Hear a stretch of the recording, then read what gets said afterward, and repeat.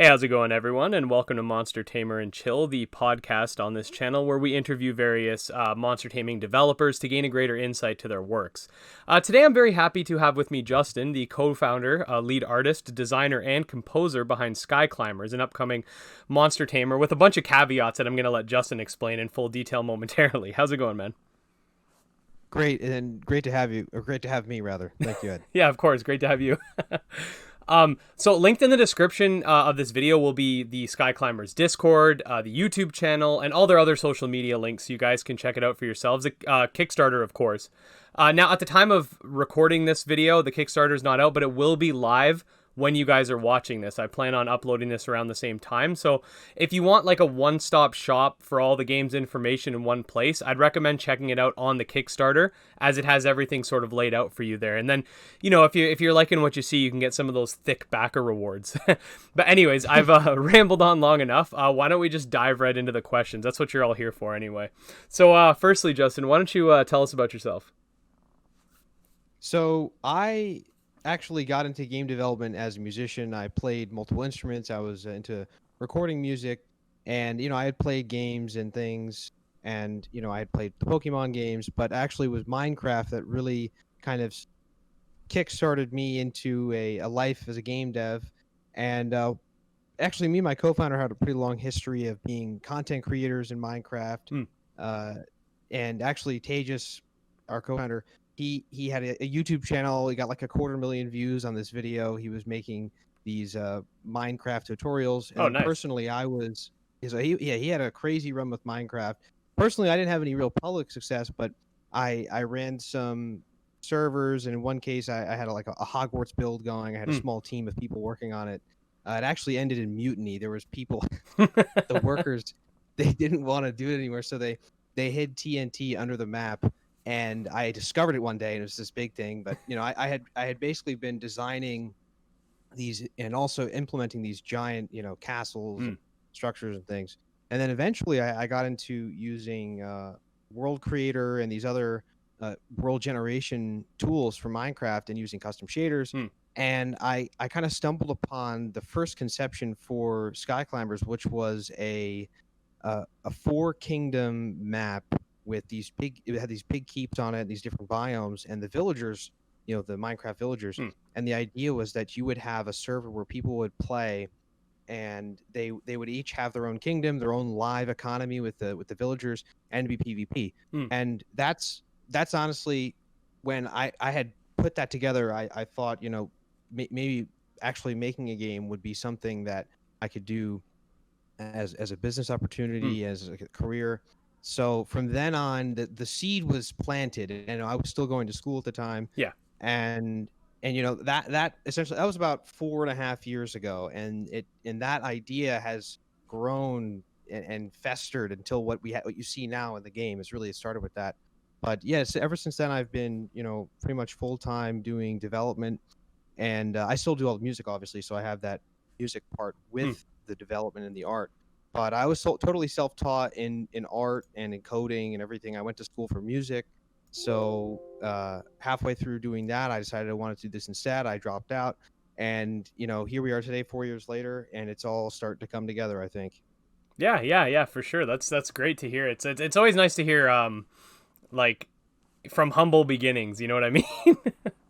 Oh, for sure. I mean, it was, and Tejas and I, we have stories and stories. I won't get into it too much, but to get to this point has been a road. It's just like it's like a cross country. It was a long road, a lot of ups and downs. So it's just exciting, and I can't wait to share the game with you guys. It's gonna be great. Yeah, for sure. Was there anything that inspired you to become a game developer other than that, like when you were a kid, or like have you ever thought about it prior to that?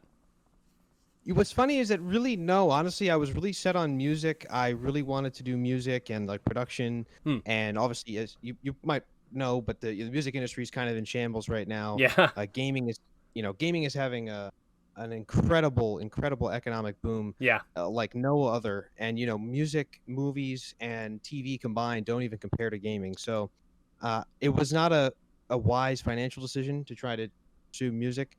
And there's something about game development. It encompasses technical skills, artistic skills, music, design, uh, business skills, promotional Yeah. skills, marketing. So it's a very multifaceted. In fact, I would Tejas and I, we've talked about this, but it really is kind of the most encompassing art form in terms of pulling from so many different skills and expertise. Oh yeah. So Oh I yeah. form. Oh, so we just Tejas was a more traditional route. He knew he wanted to do game development, and he went to school for it, for programming and everything. But Yeah. for me, I kind of shifted into it, and ever since, I've fallen in love with it. It's just an amazing craft. Yeah, no, you're so right. It encapsulates so many different kinds of mediums, like you said. Like pretty much every sort of artistic skill is put into game design. On top of, you have like obviously programming and stuff like that too. So it's like you're really right when you say that. Like it's so many different skills that you wouldn't think all of these different things go into making a game. And one last thing with that is that it really is comparable to, like a startup in the way that, like, if you've ever seen the show Silicon Valley, or, Hmm. you've followed any of the startup, it seems like the Facebook movie, and that's an exaggeration, but Yeah. it really is that kind of a mindset where you have this technology, you have bugs, Yeah. you have problems, and then you have funding issues because it's inherently expensive Yeah. to hire people to work on this kind of a thing. So Yeah. it's just an insane process. It's like no other, because at the same time as that high intensity, development environment, you also have a completely artistic and somewhat subjective Yes. process, which is more like music, in Yeah. the sense that it's good or it's bad. And you could have, as we've seen with Amazon, we've seen with Apple, we've seen with lots of big companies, they'll spend hundreds of millions of dollars and just produce absolute garbage. Yeah. And Yep. it doesn't, so it's almost intangible, the process of making a successful game and making a game that people adore. So that in itself is almost like just a great challenge, because you can't actually buy a successful game. It has to be something that's organic. Yeah, 100%. I can definitely say a lot of AAA games, to me anyway, they feel like they're made in a factory. If that makes any sense. Like Right. sometimes I say that Oh, of people don't course. Yeah. understand what I mean, but like it feels like it's just cookie cutter. This is what we Oh, think oh people yeah. want. Here, take it. But Yeah. I in mean, the you can. indie scene, you don't see that. You see people that are really passionate. And they're trying to make the game that they would want to play. Yes, and that's a kind of an inevitable trend that seems to happen. Like, the Assassin's Creed trilogy was fantastic, Mm, and then since then they've essentially repeated the technology from 10 years ago yep. every single year, and it just does not change. And that's the structure of a publicly traded gaming Yeah. company now. That's Yeah. just the Yeah. structure of it. Exactly. No, it's so true. So on to Skyclimbers. In your words, could you try to describe what exactly Skyclimbers is, and what does the game, and what will it entail? Exploration, creativity, and player choice. These are three things that come to mind, because with such a detailed and procedurally generated game world, there are endless possibilities for exploration, discovery, and the story that we've embedded into this world is going to naturally pull you Hmm. to find new areas and to actually dig deeper into the proc gen nature of the world. Creativity is the next logical piece, because you can look at the world and the source algorithm as kind of an open palette. Whether you want to terraform the landscape, design your kingdom, the core pillars of user interaction and day-to-day, hour-to-hour gameplay will always be around, discovering a new location, creating something, and then choosing what it is you want to do with that creation. Do you want to uh, take this kingdom you've built and defend it? Do you want to turn it into a hub of trade? Do you want to share it with your friends? So rather than designing, an experience that's finite, where and there's nothing, there's not to say there's anything wrong with that. There's an incredible amount of games that are handheld and directed and front to finish, Hmm. that are incredibly enjoyable and worthwhile. But for the experience we wanted to make something where really you're writing the story. We've provided you with a world, a really dense world. And lastly, I would say with player choice, we've really tried to make the density in terms of the complexity as well, the dynasties, the elements, and the class selection, so that no two players really have the same experience, and that it really encourages you to not just play once, play twice, play thrice, and getting friends involved, because the opportunities for unique experiences are kind of endless. Yeah. Sounds exciting. Remember, this is a 4-year festering. This Yeah. is like a getting hit with lightning. Yeah. That's what it was for me at the time, and I think that, and we can get into it later, but I do think that this trend is inevitable, and we're already starting to see it in the early access scene on Steam, where Yeah. you've got games like Medieval Dynasty, Hmm. Craftopia, Yeah. where you're starting to see hybridized genres like you've never seen before, because Yes. technology, inevitably technology at this point, anyone can download Unreal Engine or Unity and slap together some degree of a game. Yeah. So at this point, you're getting so much technology that's open source or it's available, that developers with medium to small size budgets, or even big budgets, are producing, like, or let's take Amazon's New World. Yeah. I mean, 10,000 people on a server, a completely dynamic PvP and PvE environments.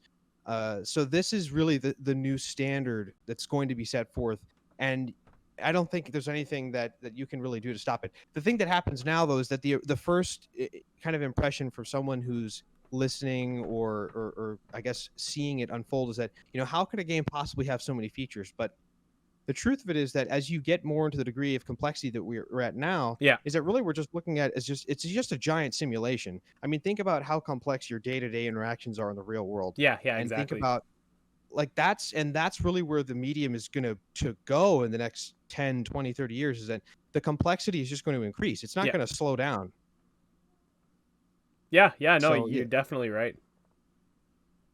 and yeah, and I think that the last thing to consider with Skyclimbers, and the kind of the overall impression of, is that you really are the one who is deciding your destiny. We're going to give you a great amount of things to do, but if you want to do the bare minimum, and you want to just take in the world and kind of treat it like a screenshot experience, a walking simulator, you're allowed to do that. Yeah. So it's really like you could say that it's extremely complex. Oh, maybe it's over complex, but it's not. It's not designed in such a way that you have to do any of these things. Yeah. Yeah.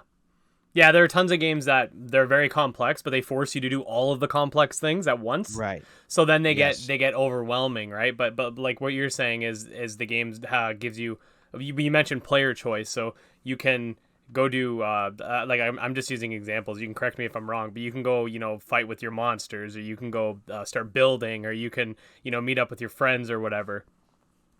Yes, and the next question that you had sent to me, I think, will really drive that home, how the systems play into each other. Yes. But I guess the last thing that I'll say when it comes to the design of the user experience is that, actually, no, you know what, I just kind of lost my train of thought. Why don't we get into the next question? Yeah, sounds good. All right, so the question I have here is Skyclimbers has many features planned, including base building, survival, and of course, especially relevant to this channel, monster taming. Also, a procedurally generated world and more. So, my question here is what made you to decide to incorporate all of these different elements into your game? And do you have a plan on how exactly they're going to mesh together well?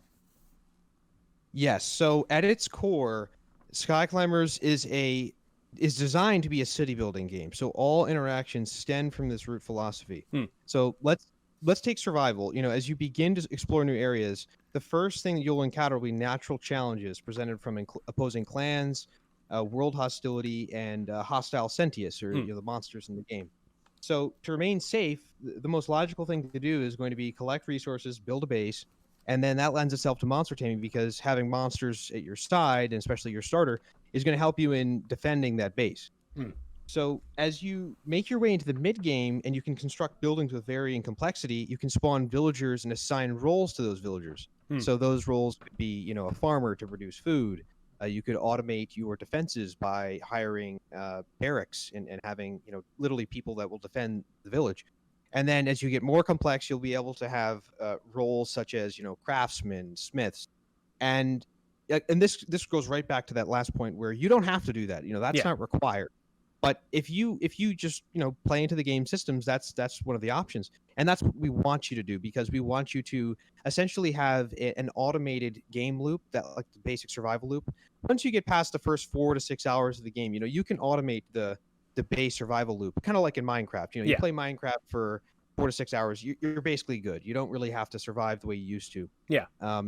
So then the next step, where you have the actual like city building and kingdom management, is when your kingdom or your settlement's gotten large enough that you can actually switch camera views. So you can go from third person, and then you can just tap. I believe we have it set to T. There's a game bind key. Yeah. And you can switch down to an RTS view, and at that point you can literally micromanage your kingdom. You can place Oh, okay. buildings, and again, this is optional. You don't have to do this, but you can switch into this RTS view. Yeah.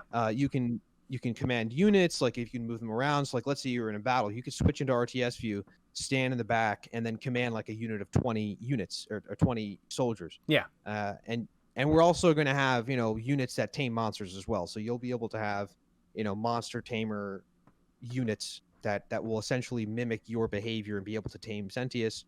And the core gameplay loop directly involves everything you mentioned, each with a critical role in player engagement. So it's all about keeping you engaged with the game loop and having the systems be beneficial to each other. It wasn't like we saw trends. I think that's one of the things that games do wrong now, is that like they see a trend and then they just adopt it. Yeah. And they attempt to essentially hot glue a bunch of trends together. Yeah. And you can get something that's still kind of fun. I mean, Yeah. Craftopia is kind of like that. It's literally just they've glued together 10 genres, and it's definitely got some fun to it, and it's got a lot of good things going for it. But that's not the thing that we wanted to do, and that's why, for example, the Sentius and the monsters, what that really boiled down to, and there's a question that I think Curious George asked, and there's more to it, but I'll touch upon it, is that the reason that we decided to actually have monsters and the elemental element is that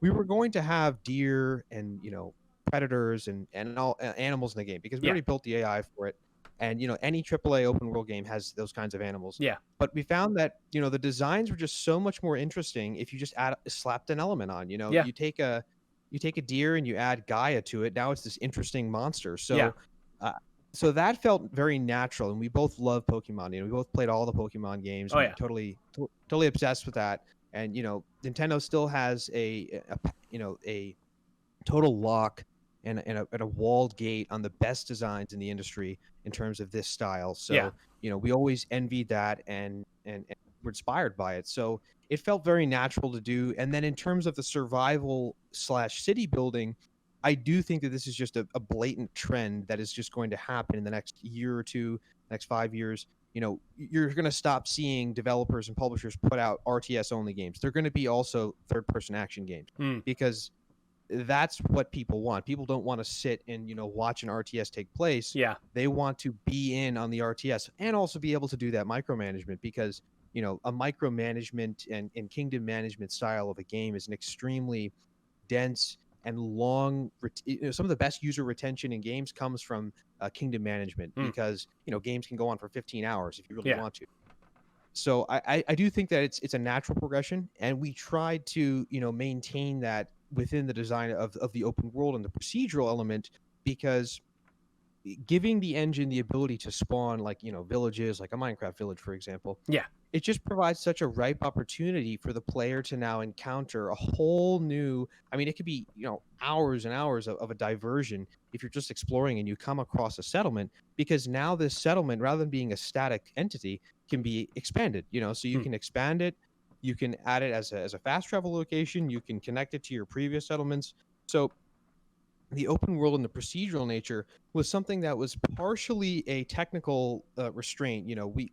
With two people as the primary, co-founders and full-time workers, with only supplemental help coming in, there's only so much that you can accomplish by hand placing everything. And we found that out. We had built many prototypes that were hand placed, and quite frankly, they never came out even close to as good as our current engine is able to produce. And all of the shots that you've seen, all the bull shots, all the biomes, it's all been in procedurally generated environments. Here or there we may sprinkle a character or a prop, but that proc gen is always going to be more realistic and more scale. The scale is just going to be more realistic. So it's going to look more realistic, and the scale's more realistic because, let's face it, the world around us is procedurally generated. It's not, cities and towns are obviously handmade, but Yeah, exactly. the actual the terrain, the Earth is procedurally generated. It's Yeah, generated exactly. by, No one sat there and plopped a tree here, plopped yeah, a forest over here. right. And that's why it's kind of funny because we've had some viral threads on Reddit, and one of the big things that people will say, they'll get very upset. They'll say, "Oh, well, you've made this procedural game. How could it possibly be as well designed?" And at a basic level, it's already better designed than any designer could ever design a natural forest. Yeah, yeah. So then at that point, it's more so down to us making really good choices with how we make use of the player's time and what we incentivize them to do. Makes sense. So for the next question, can you go into detail for us about how the combat system will work, specifically as it pertains to monster taming as well? Yes. So combat is all real time. So for all the player, direct actions, you can queue attacks using key inputs. You can use the locomotion system in tandem with that, so you can jump, slow down time in midair, things like that. Some attacks make you short cutscenes or things that essentially pull the camera away from your control if you queue those attacks. And then for your Sentius, for the monsters, they're going to have an active pool of attacks. So it's going to be similar to any other Monster Tamer or Pokemon-esque where you have 4 attacks or you have 3 attacks. And those attacks, rather than you waiting your turn and selecting those attacks are going to be hot queued. So they're going to be part of the AI's loop. And you'll be able to command. There'll be basic commands: follow, sit. There, move. You can essentially move to a position. Yeah. But you're going to be engrossed yourself. You're essentially playing, an action RPG at that point. Yeah. So you're going to be, doing your combat stuff. But you will be able to hot swap Sentius and also hot swap your monster's attacks. So okay. So the current plan is that you'll have an active move set, but let's say you want to switch from a buff to an aggro, you'll be able to do that on the fly. Okay. So whether that's whether that's switching Sentius, like you have one monster that is a buff, you want to pull that one in, you can pull that one in, and then if you want to have that Sentius itself switch its move set, that might be something that you can actually alter. So we want to give the impression or the idea that you're controlling the monster, but you're really kind of going to be busy. So we don't want to pull yourself away. And then if you're actually mounted, when you're mounting the monsters, it's full control. So at that point, it's like a third-person controller. Yeah. We released some footage where you're flying Aldor. You have full control. So you're essentially controlling its movement, and you can also queue attacks that the Sentius would do. But that's optional. You'll be able to use your weapons mounted as well. Okay, okay. I don't know if you've ever played like Far Cry Primal, but it sounds kind of like a more complex version of that. Is that a good comparison? Yes, I've played a lot of Far Cry Primal. I really like that game. I love it. I think that game did a lot of things right. The taming is good. The open world is good. The survival is good. I think actually Far Cry Primal is a great example. Yeah, I think it's one of the most underrated Far Cry, because I remember when it came out, a lot of people said it sucked. I'm like, you guys are nuts. Like, this is so much fun. No. Like, what are you guys saying? Yeah, no, I think that Far Cry, the series itself, can get a lot of hate because, again, Ubisoft, they copy and paste the exact same you're right. game. 100%. So I think people get tired of it, and they're not willing to give it a shot. And the story's never good. I mean, the story's good, but you're not playing it for that. You're playing it to have a good time. And I think that even the village building in that game was pretty good. You got to see, your settlement did grow. It was totally static. You couldn't really influence it, but it did grow, and you got raided sometime. So I think that that's the style. But if you just take that just a little step further in the next level, where you're actually able to swap up movesets, and that's kind of where we're at. Yeah. Okay, that makes sense. So will the game include permadeath? And if not, do you have any plans to include either a permadeath mode or some sort of difficulty option that would encapsulate that? Yes, so that was something that people really wanted to see. I think it makes a lot of sense given the procedural nature. So there will be an option. It's not going to be for everybody. So hardcore mode is going to be something that you have to select when you generate a new world. That's good because a lot of people, for some people, permadeath's a turnoff, but for other people, they really want it. So that's player choice, right? That's a good. That's better that way. Yes, player choice. And another thing that, a big, really important thing for us is that we make sure that the engine is really well made use of. So we want to make as many game modes as people want to play. So if that means hardcore, yes. People want creative. We've already had a lot of requests for that. Yes, we want to add a creative mode. And, we want to allow the community to flourish and build what they want with the engine. Because the engine is very robust. We'll get into that later with how the procedural engine works, but it's very robust. And with a small team, we want the community to be able to make things. Like if let's say they really want something to happen, we want to allow them to start that process. Yeah. Yeah, well, I saw. I don't remember all the options that were on it, but I remember you guys did a poll not too long ago, and I remember like some of there was a ton of options on there. Like one of them had something to do with like racing or like a royale. Yes, like I noticed yes. you guys are really interested to see what the fans want. Yes, no, we really are only concerned with what is fun and what people want to play, because there are so many options when you have, all these mechanics. You Yeah. have like at a basic level. I mean, every single tree and rock is destructible and has physics enabled. That in itself, I mean, you could do so many things with that. Yeah, yeah. So, and that was one of the core things that we built. Like, that's proprietary technology. We built the ability to do that within the runtime generation. So we want to make use of that, and we don't want to prohibit the players from having experience based on something we've just arbitrarily decided. Yeah. So yeah, we're open to all of that, and especially with building netcode into the actual code base, into the back of the engine. We're going to have the ability to roll out new game modes. As we get into later when we talk about the future roadmap. Yeah. A big part. Yeah, a big part of that is adding new game modes and new dynasties, new locations, and we don't plan to stop. We want to grow, and that's why when you think, like, you're gonna hear some things, you'll think like that's just an insane amount of things. It's because it's a long time. We've been working on it for a long time. We want to be working on it for a long time, and we do not want to make a sequel. This is not going to be a one and done or a sequel type of a thing. We want this to be a lifetime.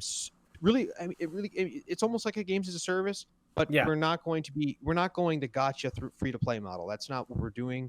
And if we ever do introduce a free to play model, it would be only to segment, like, let's say, specific matchmaking modes, just so that people could get into the game and experience it without purchasing it, but also participate with those paid core player base. So that's the kind of model that we're approaching with. And one of those game modes is hardcore. Yes, a lot of people have requested that. Oh yeah, for sure. So a big part of any game is actually I want to ask you one more question about the monsters before I get into that. Sorry. How many different tameable monsters and elements will there be at full launch? So there are 9 unique elemental monster types, and that means 9 elemental dynasties, 6 of which will be playable at full launch. The other 3 are part of the core kind of storyline, so they're not going to be playable in single player. We are going to allow you to play those races in multiplayer PvP. Okay. Because that's kind of getting into the meta at that point. PvP breaks a lot of things. Yeah. Excuse me. So, you have essentially a global, I'll summarize in a sentence. You have a global conflict between, 2 entities with kind of a balance in the middle, kind of like the Force, and you're able to choose sides in the PvP. But in the PvE, no, you're only able to pick 6 dynasties and potentially the 7th. So in terms of the Sentius, we're aiming for at least 300 Sentius. Jesus, at that point. Holy crap. That's a lot. Let me break that down. Let me break that down. So let me break this down. Yeah. So the way that I get the Sentius number, so every dynasty has 3 starters. Yeah. So it's like, like a Pokemon generation. Yeah. And also, just so you know, the dynasties are going to roll out. Like, we're going to start. We have 3 dynasties for pre-alpha and alpha. Yeah. And at the beta state, we want to probably add the 4th, because we have just so much request for this 4th dynasty, the Koshimo, the Frost dynasty. But we're aiming for 3 dynasties. And each dynasty has a set of biomes that spawn within the continent. And we're going to get into this in more detail. But essentially, you can look at it as each biome is going to have basic rules. It's going to have a predator. It's going to have 1 or 2 non-predator herbivore type things, and then some small sentients. Yeah. If you just add 2 or 3 evolution states to those 4 roles, you're talking 15, 20 sentients. Oh yeah. And let's just say you have 10 to 15 sentients per biome, and you're talking 4 to 5 biomes. You're not going to have 100 sentients or these monsters at any given time. It's going to be based on what biome you're in. The biomes are huge. Yeah. So it's a lot, but they're going to be very spread out, and you're going to have a great incentive to actually go and discover and explore these new areas and the new monsters. So I think it sounds like a lot, but if you also add, like, for example, the 3 starters, each of them has 3 evolutions. Yeah. There's 9, and then there's going to be an elemental, a specific elemental, a legendary for every, for every dynasty. So you've got 10 like as a given. Yeah. And then if you just add 15 per biome, and you've got 4 biomes, you're at a plenty. So yeah, exactly. That's good though. So I was pleasantly surprised when I heard that. Well, I think I'm going to be frank. I think that the 300 number is kind of low. I think it's going to be higher than that. Oh, that's but good. I'm just going to say 300 for now, because that's just kind of how it'll end up being. And from a technical standpoint, I mean, everything is spawned at runtime. So like the AI gets spawned based on criteria of the biome. And it's not like we're going to be placing hundreds and thousands of sentients everywhere. They all get generated. So on top of that, the sentients themselves, it's based off of a single rig. If someone doesn't know animation, there's a rig that controls the animation of any character in a game. And if you have one sentience or one monster and it has 3 evolutions, we don't redo the rig. It's like you do one rig and one model and one texture map, and then you just modify it, and you essentially are reversing the complexity as you go down. Okay. So it's not like you have 900 unique models, and they're unique models, but you don't have 900 unique rigs. And the rig is really the part that is time consuming, is actually meshing the geometry data of what the animal looks like to its animation data. So we only do that once, and then the actual programming behind its basic walk, idle, and jumping and moving, that's all the same. You're basically just changing some attack animations. So I think the number sounds crazy, but if you think about those things, you think about how we're going to roll all of them out, it's pretty achievable. Okay, so back to the question I was trying to ask earlier, but I forgot about the one before that. A big part of any game, of course, is the gameplay loop. I know we've already kind of talked about this, and I know there's going to be you mentioned like an extensive plot that's sort of embedded into the world. But as a player of this game, what do you think you'll be spending most of your time doing? Yes, so I'm going to answer this in 2 pieces. The first piece is really how you play the game, and the second piece is how we want you to play the game and how the story wants you to play the game. So the first piece is, it's really up to you. If you want to be a nomad monster tamer, like some people who I could say by name, I know how they're gonna play, and in our Discord, and they want to just be a monster tamer. They want to get a big monster. They want to fly it around. They want to ride it around. They want to find more monsters, and they want to just forget about everything else. You go ahead. If you want to build a giant, kingdom economy and network a bunch of economies together, and just totally max out the whole management aspect, go and do that. And then if you want to be a total warlord and build up a huge army and raid the Yagi clans, or because every dynasty has a opposing clan that is non-playable. So like we use an animal human hybrid because it's kind of something that it lends itself to. It doesn't feel very humanoid. I guess a bot was a good example, where you have the bokoblins, each different race of the non-humanoids. Yeah. And so you're always going to have like a rival, this rival clan. And so if you want to do that, that's up to you. You can go and do that. So that being said, our gameplay loop is kind of what you make of those 3 big pieces. But our story is going to guide you like this. There's a global conflict. You have, if you saw in the beginning of the story trailer, there's, you have these kind of alien artifacts that seem to be launching themselves and warping in towards the planet that you play on. And then you have this purple, ominous energy that seems to be like consuming the planet. So essentially what's happening is you have an ancient and ongoing battle between the Shoy and the Void. And these 2 elements are void and plasma. So the Shoy are like, you could think of them as like an advanced alien race, and they're interplanetary, and they're far beyond anything that's happened on the planet that you play on.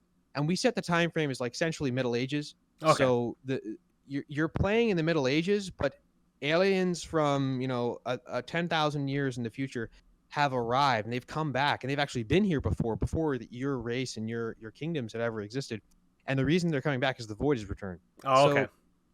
So you're kind of thrust into this as a pawn, and that's why it's also give or take. Like, you do not have to participate in this conflict, Hmm. but it's going to be present. You're going to know about it because the void is going to be an active agent that actually terraforms the environment. So like if a void infestation spawns near you, it will actually corrode the trees and the grass. It will make it so that you can't go in those areas, you can't build in those areas, and you'll be forced, if you don't follow the story, you'll be forced to essentially defeat any AI that spawn of the void in that area, and kind of play like a zombie survival game loop, or you'll have to push back the infection Hmm. and kind of eradicate it. And that's the core basics of the story, because you'll have these landmarks that are they'll have that same architecture. We released something recently about the temples pictures. And these artifacts are going to spawn around the game world, and those are placed by the Shoy. So these are like the ancient landmarks that become activated, and then your job is really to go and activate as many of these landmarks as possible and connect a grid so that you can fast travel and create a large shield zones, and essentially reconstruct the defense network that has been laid by the Shoy, these ancient aliens. So that's really the core of the gameplay and the city building, because to do that, you really need to build up a big kingdom, and you need to build up a lot of alliances and dynasty interactions between other locales on your continent, Hmm. and also reconnect these technology centers, and they're going to propel you through eras. So each era is going to grant you a new stage of your kingdom. So like at first you'll only be able to build up to a stronghold, Hmm. and then you'll be able to build up to a castle, and then you'll be able to build up to a full-blown kingdom with the most advanced architecture, most advanced technology. So the Shoy play a critical role in how you play the game. It's not necessary. I mean, you could technically play, excuse me, and never really get involved with that, Yeah. but it's gonna be much more fun if you do. And you're going to be able to, you have a much easier time. You're going to have better weapons, better mobile Hmm. technology, your kingdom technology, the the way that you process energy, and the way that you store energy. There will be systems at play for energy, and like, I guess a good example, yeah, almost like a No Man's Sky. You're always building generators Hmm.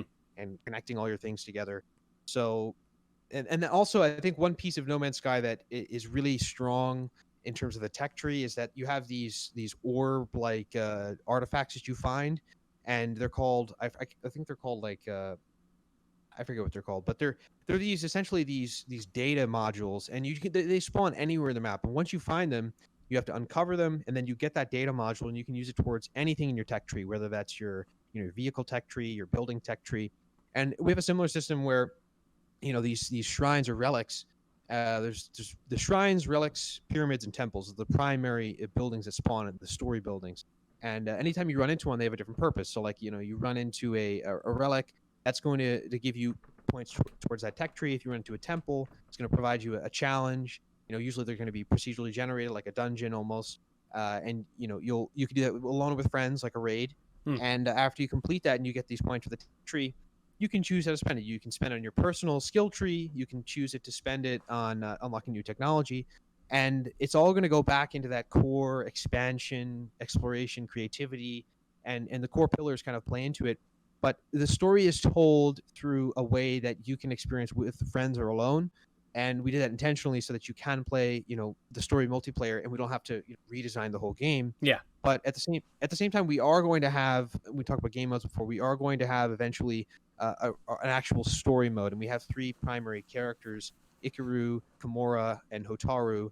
I recently found out Hotaru is used as like a random character in Naruto, so that might need to change. But essentially, there is a real story that has been written with a story arc and everything. Yeah. But that's not the story that you're going to be playing. You're going to be playing, in at first, at least in the survival and Yeah. the PvE, you're going to be playing a more generic story, and that's essentially how it goes. Okay. Okay. Very interesting. A lot to. There's a lot to like a lot of different aspects to the game that seems like it's gonna, like you said, for me, I might mess around monster taming for a little while and then go back over to the base building, and then it's nice to know that you don't have to do it all in like one specific way at one specific time.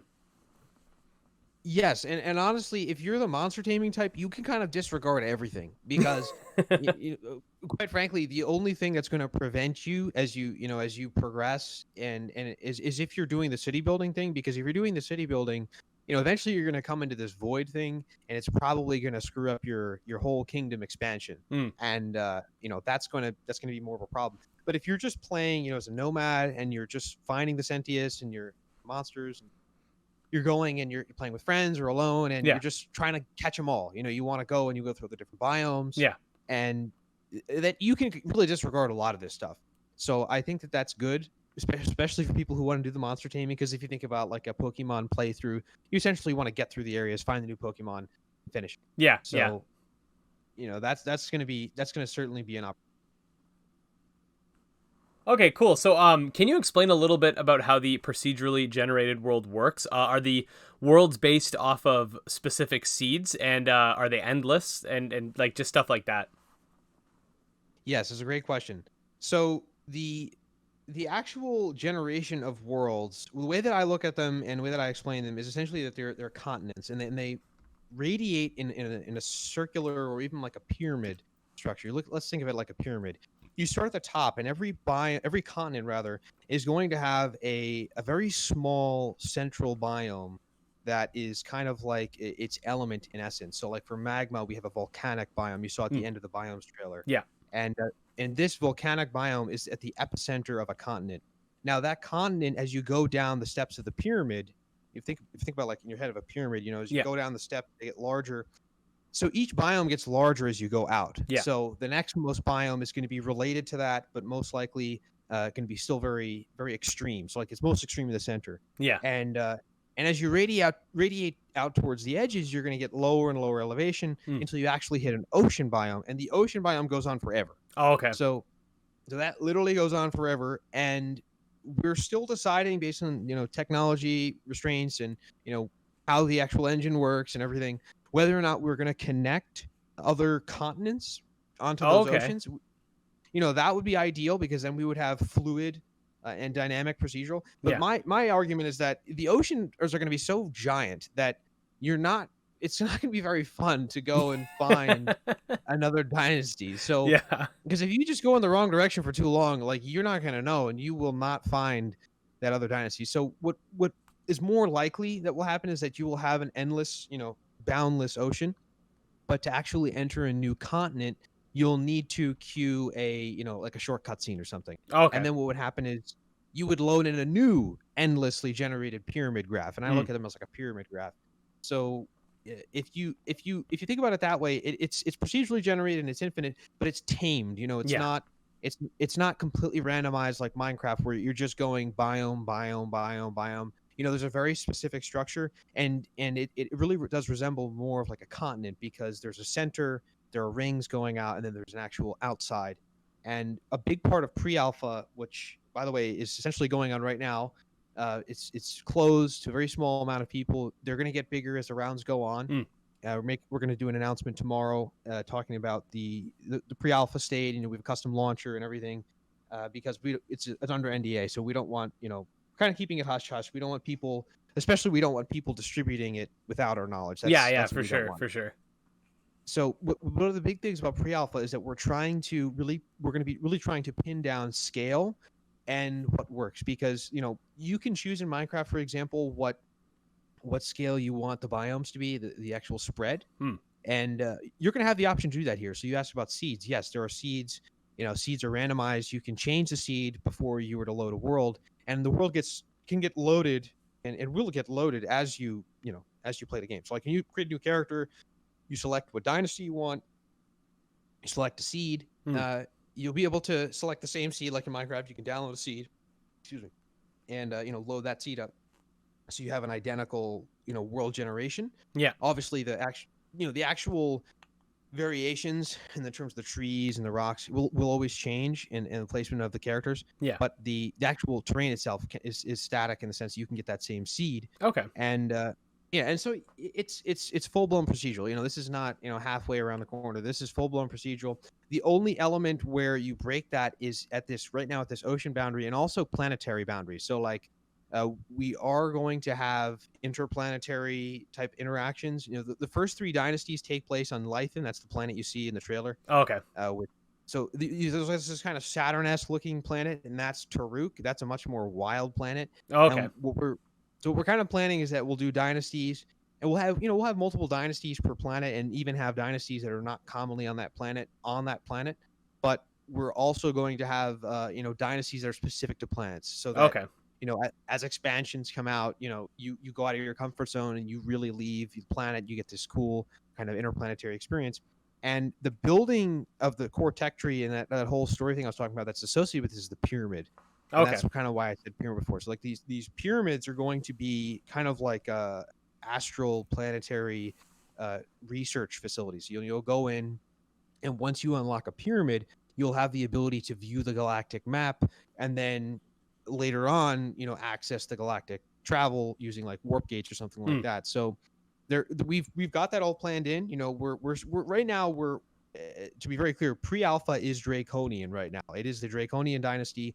When you saw the pre-alpha biomes teaser, that was all Draconian, just one dynasty. So the dynasties are very unique and they're very different because they're based on an element. Okay. And as we add new dynasties, you're going to get a whole new look to the entire generation of the game, and those locations are going to be specific to planets. I was actually, with the second I saw the name of the game, I was really hoping there'd be something to. I'm a big space nerd, so Oh yeah. then when I saw the story trailer and it showed like space, I was like, yes. Yes. So that that's also why I think it's important that we did that, because if you hear the name Skyclimbers and you don't have space, I think it lets you down a little bit, and it also this name doesn't sound as cool. When you think about the name, I think the question is about the name, but particularly the name really is about doing something bigger than yourself. Yeah. Since inspiring, doing something insane. Climbing the sky is impossible unless you have a rocket. So Yeah. It's kind of like that kind of an idea. Yeah, no, I was definitely happy when I saw that. Me too. I love space. We've already seen screenshots and stuff before, but just for the sake of the podcast, will there be character customization, and if so, can you explain the extent? Oh yes, no, and also before Kickstarter, and if you're watching this during Kickstarter, you're going to see all the bells and whistles of character customization. We have a very, very robust character creation engine. We use a mixture of in-house and third-party tools, but it's a very robust. And you'll be able to change body type, body profile, and essentially body type is kind of like sex. We're not going to use the terms male and female to avoid any pleasure or anything like that, any controversy, but it will resemble those types of profiles. One will be more masculine, one more feminine. Yep. And then you'll have profile. Those are types. And then you'll have profiles. So you'll have taller, shorter, more muscular, less muscular. We're not currently planning to have, at least in pre-alpha and in alpha, to have extremely minute detail customization in terms of like jawbone height and eye height and things like that. But those are things we may, as stretch goals, and potentially later in beta or full release, we may add. On top, they also be able to change hairstyle, skin option, decals, clothing variation. So there's a lot of options for character customization. But one thing to keep in mind is that your character customization, and one of the reasons also that we don't feel necessarily the need to have extremely granular control at this point, is that we're actually predetermining some of your options by your race. So like if you pick if you play Skyrim or Elder Scrolls game, you're going to have a profile that is very, very adjustable, and we can certainly accommodate some of those sliders and things that you see. Yeah. But they're always relative. Like the Khajiit always looks like a Khajiit. It's not going to be able to look like a Breton. So in our case, like if you pick Rakuhito, they're based off of ancient Africa. So you're going to have a darker skin tone. You can change your skin tone, but you're not going to be able to make yourself pink white if you're in the Rakuhito dynasty. Yeah, that makes sense.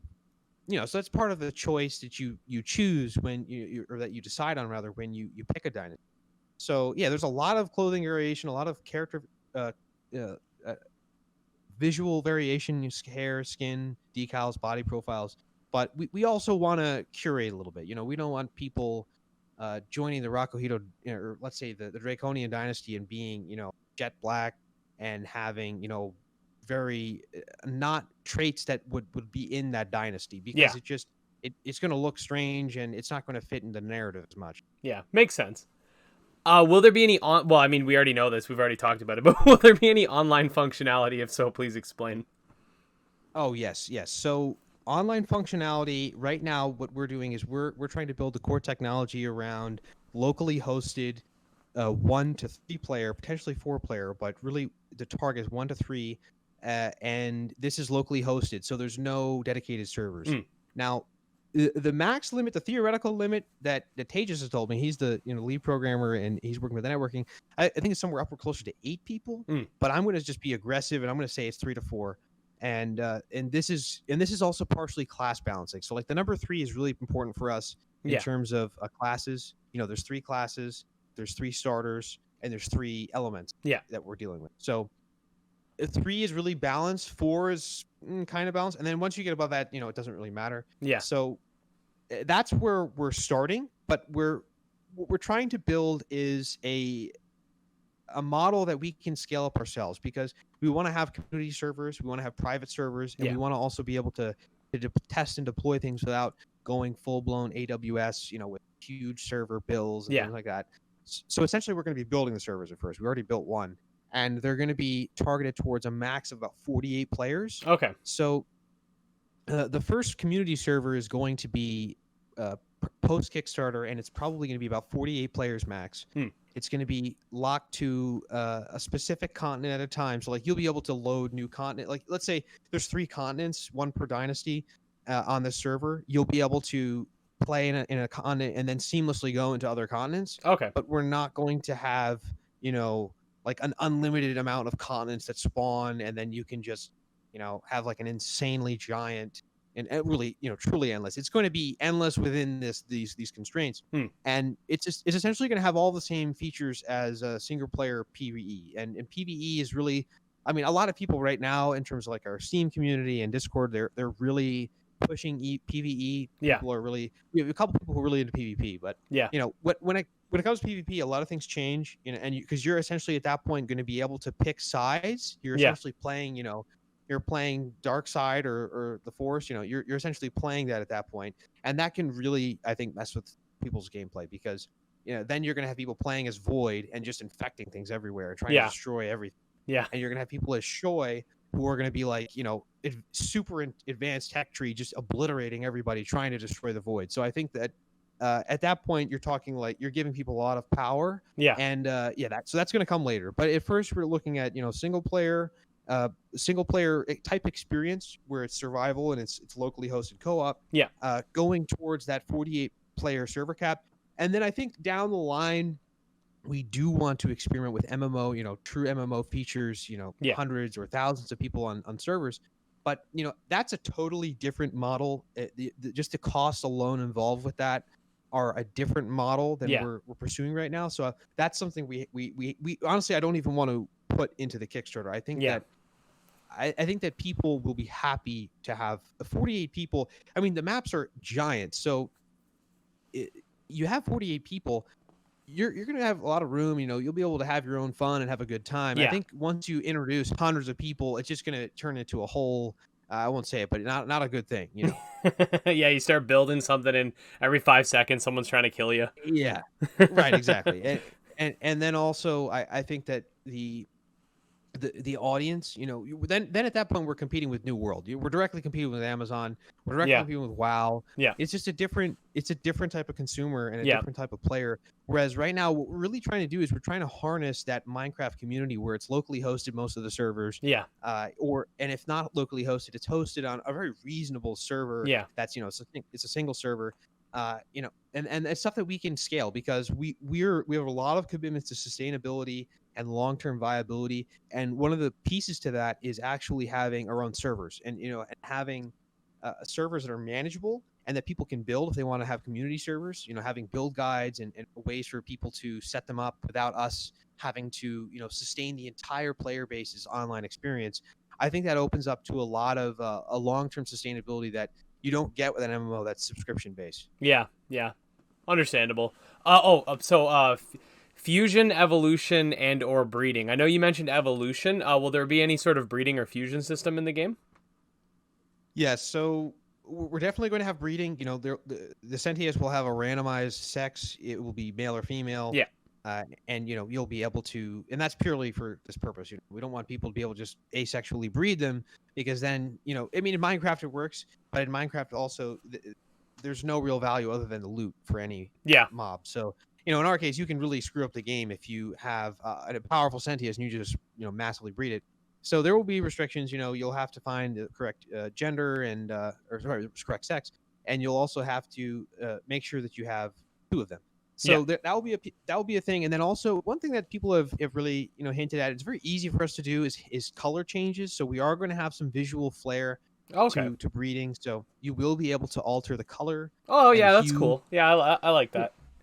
It's very subtle. We're not going to have morphing. The one reason we're not going to have morphing is just because, we have very specific art, constraints that the game has. It's not Spore. We don't want people, making really weird stuff, and I think it's reasonable that at some point we could introduce a variation to the kind of breeding or the evolution, and make it so that we had some predefined shape keys or blend states, and then queue those based on breeding. I think that's totally doable and possible, but we're definitely not going to have like a totally randomized No Man's Sky style, forehead has a foot on it kind of thing. We're not going to be doing that.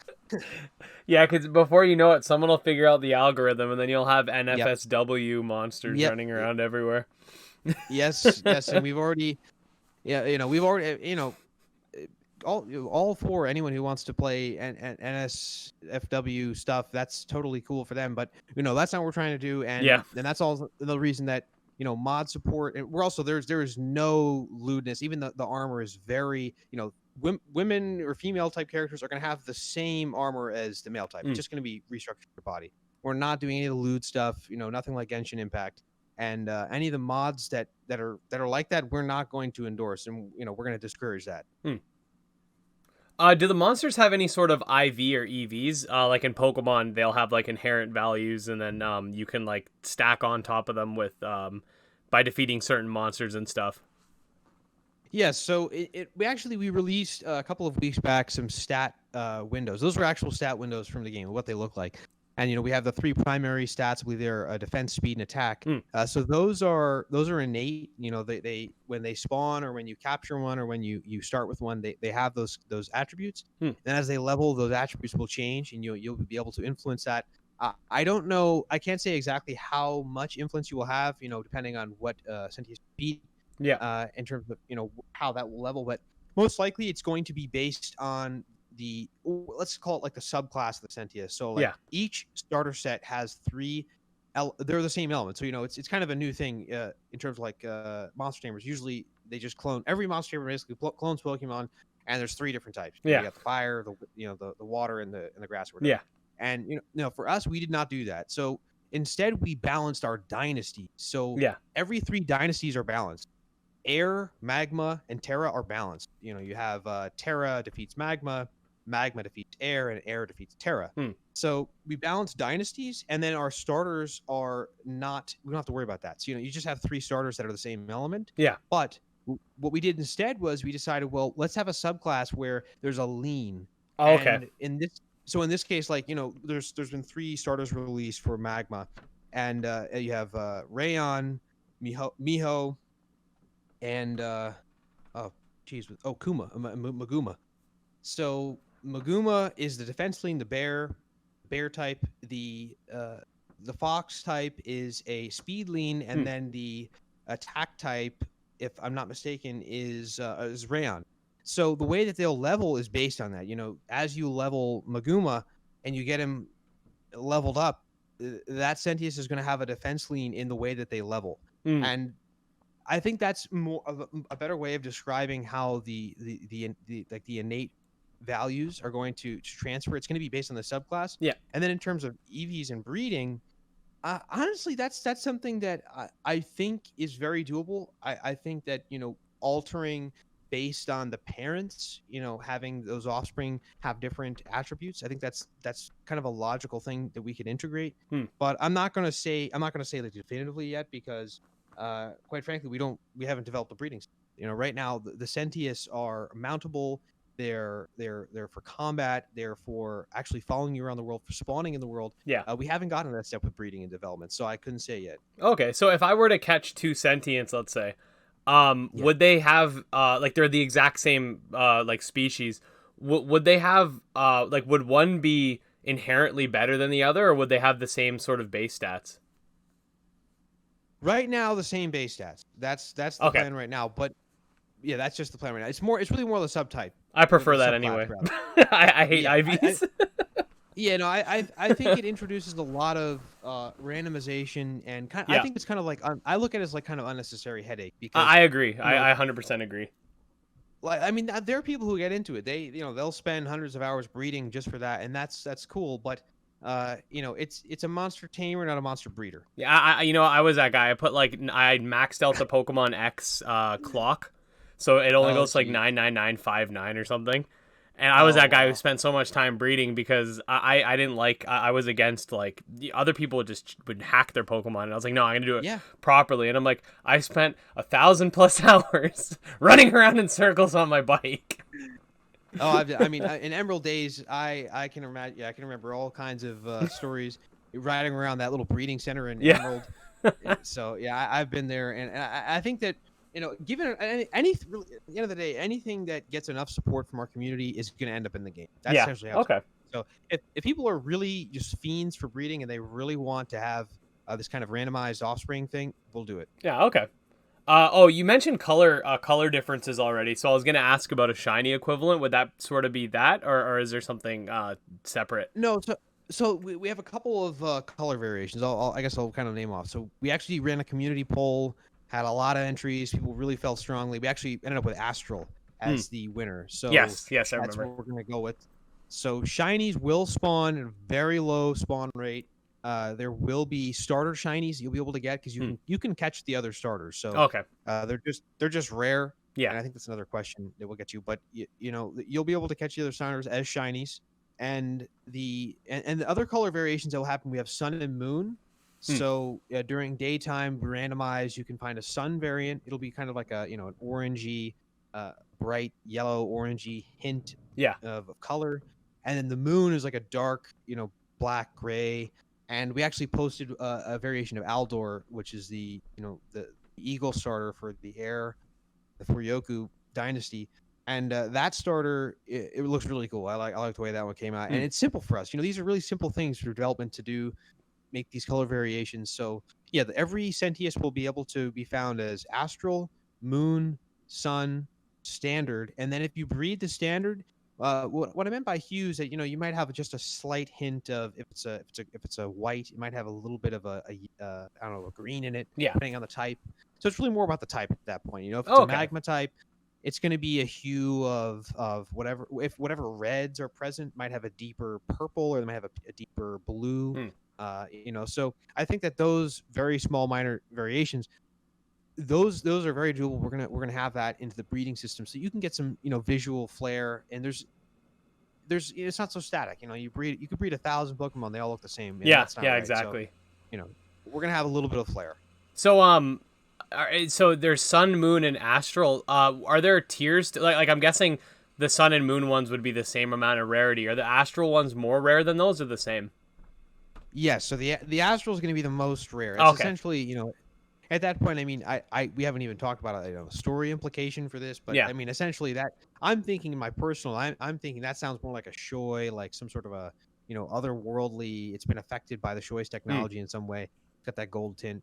So what we want to do is we want to also have a move set that is specific to that variation. So like if you pop the moon type, there might be a dark knightly type attack that is associated with that that special sentience that you find. Hmm. So it's not just a visual thing. We want to associate a little bit of a a gameplay element too, so it's not so shallow.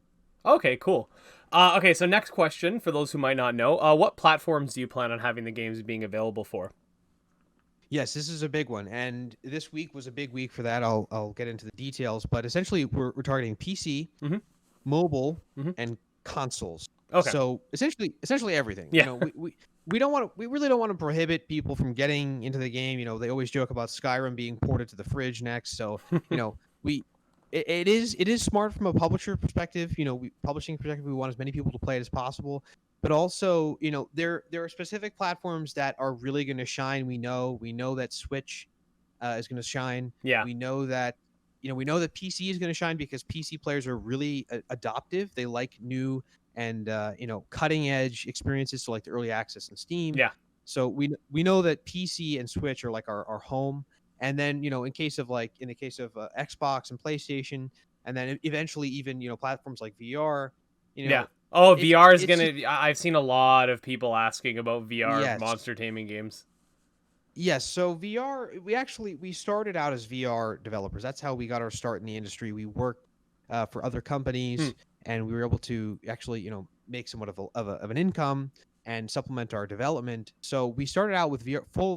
The game was built with full blown VR. If you find any old videos or pictures, we were essentially doing a beta with VR, and there were just so many issues with VR that we could barely develop anything in the game. Yeah. We ended up just spending all of our time developing the VR interaction itself. So we're not going to touch VR with a 10-foot pole until it is very stable. Yeah. The technology is tried and true. The adoption rates are really high because we're how many years, 4 or 5 years into VR, and they're still trashing headsets left and right. I mean, a headset will come out and be left in the dust within a year. So Oh yeah. we don't want to touch any of it with any of our development funds, especially with Kickstarter. We want to use all of our funds from Kickstarter and develop the game. Yeah. We do not want to be spending money or time developing, how you pick something up in VR. That's just not a good use of our time and energy. Yeah, exactly. So really the meat and bones right now is PC and mobile, and what we're doing, because we're looking at mobile as the Switch. Yeah. And the Switch is essentially just a smartphone with a really good GPU and a little bit of a cooling system. Yeah. So we actually are able to run at 60 FPS capped our current iteration of the terrain, and we're working towards getting the full density of vegetation at like 40 FPS on a phone that is maybe 50% faster than a Switch. Okay. In terms of like its raw performance. Yeah. But the Switch, it's not a fair comparison because the Switch itself, is optimized for gaming. Like if you take a phone that has a tech on spec better GPU, Yeah. and you run it against the Switch, it's not necessarily going to perform that much better because the Switch is an optimized gaming console. Yeah. Makes sense. So in terms of fidelity, we are going to have the same level of fidelity, the same pipeline, everything. The only thing that's going to change with Switch is really just going to be, your render distances in some cases, and some density. But try count is going to be similar, or because we don't have a lot of things that are. The best way I can explain it, we don't have a lot of unique objects, generally speaking. When you have a game like Breath of the Wild, for example, all of those unique objects, a lot of them are loaded in, even when you're, the real technical feat of Bob was that you fit all of those unique objects into a semi-static game world. For us, since everything's generated, things can be deloaded from memory and deloaded from the game itself as you exit and you leave those areas behind you. There's a lot of technical advances, or rather, a lot of technical benefits to doing the procedural model. So, we're really taking the Switch thing seriously. We know a lot of people have been upset that games have not come to the Switch. So our priority really is making sure the game runs like butter on PC, but more importantly, looks insane. We want PC to look absolutely insane. So Ultra on PC, the stuff that you're seeing, all the bullshits you're seeing are running at 1080, and they're captured at like 30. I think they're between 30 and 60 FPS. They usually target 60 at 4K. So it's not running on a 1080. We're not running on like a Titan RTX. Yeah. This stuff is very optimized. And by the time it gets down to Switch, it's going to be running on a mobile phone as well. So those are our two main platforms. And just this week, we just got, I guess, approved as Nintendo developers. We got through their first layer, The second layer is a Switch specific application. We've already completed that. We're just waiting to actually get approved. And the second we get Switch hardware and we're able to actually push builds for the Switch, we'll be collecting testers and hopefully be doing that later this year. Awesome, nice. That sort of goes into my next question. So do you guys have an ETA for, and I know you guys have like the pre-alpha stuff going on, which is NDA, and it's very like, like a normal pre-alpha. You don't want anybody sharing any of that or any of that. But do you guys know when like the more open alpha, beta, early access, and full access are coming? Like roughly? Yes. So pre-alpha, and also only round 1 is really secretive and closed, because also before Kickstarter, we don't want the wrong impression being set by pre-alpha footage. So makes sense. That definitely makes sense. So round 2, and I think we have 8 rounds planned for pre-alpha, and they're going to go much quicker once we get really rolling into things. But we have 8 rounds planned, and those are really to get all the basic features out. So I would say that by Q2 of this year, we will be closing pre-alpha, really getting into alpha state. Okay. And then by Q3, really in alpha and pushing towards beta and early access by the end of the year. Okay. So we really want to move quickly with early access, because we know how quickly the market moves, and also how quickly attention shifts. So we want to make use of the hype, make use of the time, and also have, so that once we're in pre-alpha to a state where we feel really comfortable with the stability, performance, and that should happen by around 2 or 3. We want to be public. We want to be streaming it all the time. Oh yeah. We want people playing it. Oh yeah. We want people playing it with us on our community servers. So pre-alpha is going to be a lot of fun. It's going to be very public, hands-on experience for the community. I would say full access. It's a tricky term to use, because right now we're kind of in a state where we're in between legacy, where games had to be released, and ongoing. So yeah, I think that Fortnite's kind of an example there, where I think it's technically released. It just recently released, but it was in early access for so long, and it was such a big game, and even a game like Minecraft, you could even say, is kind of in a beta state. I mean, they're constantly introducing new features. That's true. They're always. I mean, you can even lose your save still if you or essentially not lose your entire save, but lose the integrity of your saves if you have a really old world and you try to load it up in the newest version. So that's why we built a custom launcher, and we're going to have version control. So like, you're going to be able to, once you load the game on Steam, pull up our custom launcher, and then roll back your builds and pull up seeds from pre-alpha if you're an alpha. Alpha, and speedrunners are going to love that. Yes, and people who, especially people who buy in a pre-alpha, that or rather get selected for pre-alpha, because we're not going to have people buying into pre-alpha for the Kickstarter for kind of obvious reasons. We can't guarantee that your saves are going to work in alpha when we're in pre-alpha. Yeah, exactly. So pre-alpha is really more so testing the mechanics and getting to know the gameplay loop. So we're going to have an ongoing development roadmap. It's not going to just stop at some point. So I think that full release is something that could happen in 2022, or it could happen in 2025. The more important thing is that we're on all platforms by 2022. That's our goal. That makes sense. Oh, and this is actually a question. It's not in the list that I sent you, but I was just wondering, are you guys are planning, I'm guessing you are, because you have a console version coming, but is there going to be a controller support for PC? Oh yeah, no, it's already built in. Thank God. We have full controller support and joysticks and everything. Yes, and we're remapping as well, and especially for those who want to remap to different types of controllers. We even have you're going to see it during the Kickstarter, but we even have some designs for a custom Android controller that we have some 3D printing stuff.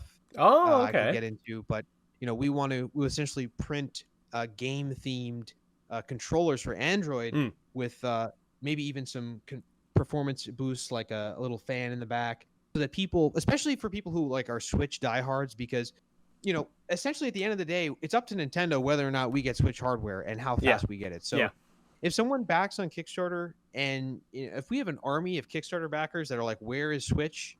Or community people who are like, where's Switch?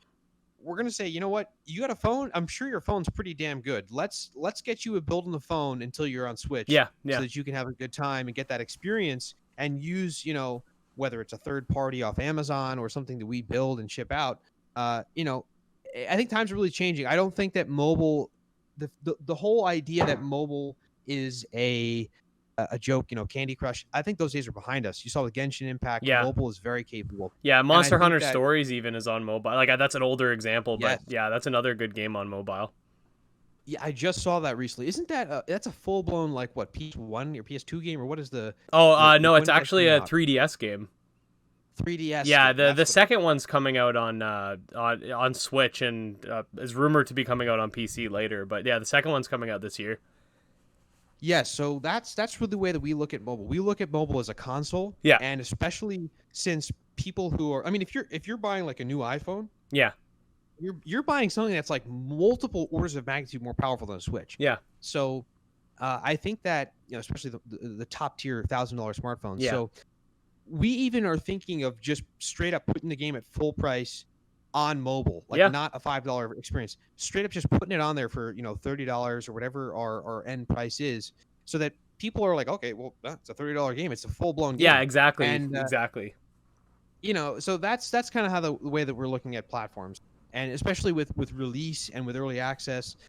Most, like, we just got approved for Xbox this week as well. We're going to be, you know, going through the NDA and everything with that. So, you know, even Xbox, all of the different platforms, PlayStation included, are allowing early access. You know, Epic Games allows early access. So I think that it's more important that we're in a public state by 2020, later this year, and by 2022.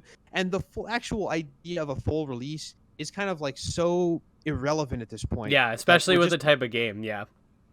We're more concerned with stability and perceived perception, because even if it says early access, we don't want anyone buying in and feeling like they're playing a beta, or you know, or feeling like they're playing, rather that they feel like they're playing an alpha, because that's why we're doing pre-alpha explicitly. You know, that's why we're explicitly doing alpha, so that when we get to the beta state, it's an actual beta state, because an actual beta state is not anything like an alpha state. Yeah. You know, an alpha state is where you're introducing features still. You know, you're adding and or subtracting based on feedback. Beta really is just polish. So I think that's what people get wrong. They treat, you know, early access as an alpha still, and that's why people get so upset. So yeah, that's kind of... Okay, perfect. So we got some really good community questions. Actually, I was actually surprised by it. So some of these questions are really good. So I was pretty happy when I started going through them and picking which ones I'd use, because I was like, oh wow, these are some really good questions you guys got here. So well, except for what's with the forehead, I don't understand. Oh God. Just because you mentioned that, this is going to be considered the best podcast now. Oh my God. It's just a meme. Just don't worry about it. Oh yeah, I don't. You don't have to explain it. There's a few things on this channel that seem to get a lot of people going. I don't even fully understand the forehead meme, but that's why I'm King Forehead on the Discord. It just became a thing. And then, the reason I asked about controller support is because me playing a game with the keyboard, like, so an example is a Kindred Fates Alpha came out. I couldn't win a single round with keyboard, and then as soon as I could get my controller support working, I started actually playing well. It's nice. Yeah, I play like a 2-year-old with a keyboard, but with controller, I play really well. Oh, I'm the same way. Yeah, I'm terrible with the keyboard. Let's get to these community questions, because they are pretty good. So, Bloba asked, and we did sort of touch on this. Do you guys have any plans for DLC, free or paid? Yeah, so I would say that it's going to be free DLC. We want to take the route of just adding to, you know, Minecraft, keep adding to it, never stop, and don't charge people for it. Okay. Oh, sorry, I don't have the... Here we go. Curious George asks, in the future, do you think there will be potential to add new classes? Yes, yeah, that is definitely possible as a free update. You know, I think it's one thing we might even add as a stretch goal. I'm not totally sold on it yet, because there is some balance to what we have. Yeah. You know, one is defense, one is aggro, and one is a little bit of both. Yeah. And more of like a speed and assassin type. So I don't know if it's really necessary. It might break the game a little bit. Tricksters. But I'm going to say it's possible. Yes. Barry asks, what is a taming process? I'm actually very curious about this too. What's a taming process like? Is it more like Pokemon or Ark or like Monster Crown, or how would you? What's a process in which you would capture something? Yes, this is a great question. So what we decided to go with was a bit of a hybrid. So and also to preface, not all of the monsters are just for fighting. You know, some of them are going to be utility Mm, oriented, like a more of a mount, or they might participate in the survival game loop or anything with like a resource management okay. rather resource depletion. So you're not going to just pummel every Sentius into submission. Some of them you may want to actually or may have to tame through means of let's say giving them an item, giving them food or something or an essence or something, an item that they require. And then at that point you'll have to use this item called a Sentius Gauntlet. Okay. And to describe that's actually shown in one of in the preview images. There's one called the Squad. It's got a female character and a male paladin. And if you look at her arm, she's wearing this kind of like wrapped around sci-fi looking thing. And Okay. essentially, what this is you're able to point it at the Sentius, and you're going to shoot a beam of energy at them. And it's Okay. going to kind of suck them into the gauntlet. And you'll have to do this at different stages. So, like, if you just run up to the Sentius, you start blasting it with the Sentius Gauntlet. You equip the Sentius Gauntlet, you start blasting it. It's going to have a lower catch rate. Yeah. But if it's a combative one and you actually fight it and you beat it down a little bit, and it's got a lower health, and then you use Sentius Gauntlet, you're going to have a higher catch rate. Hmm.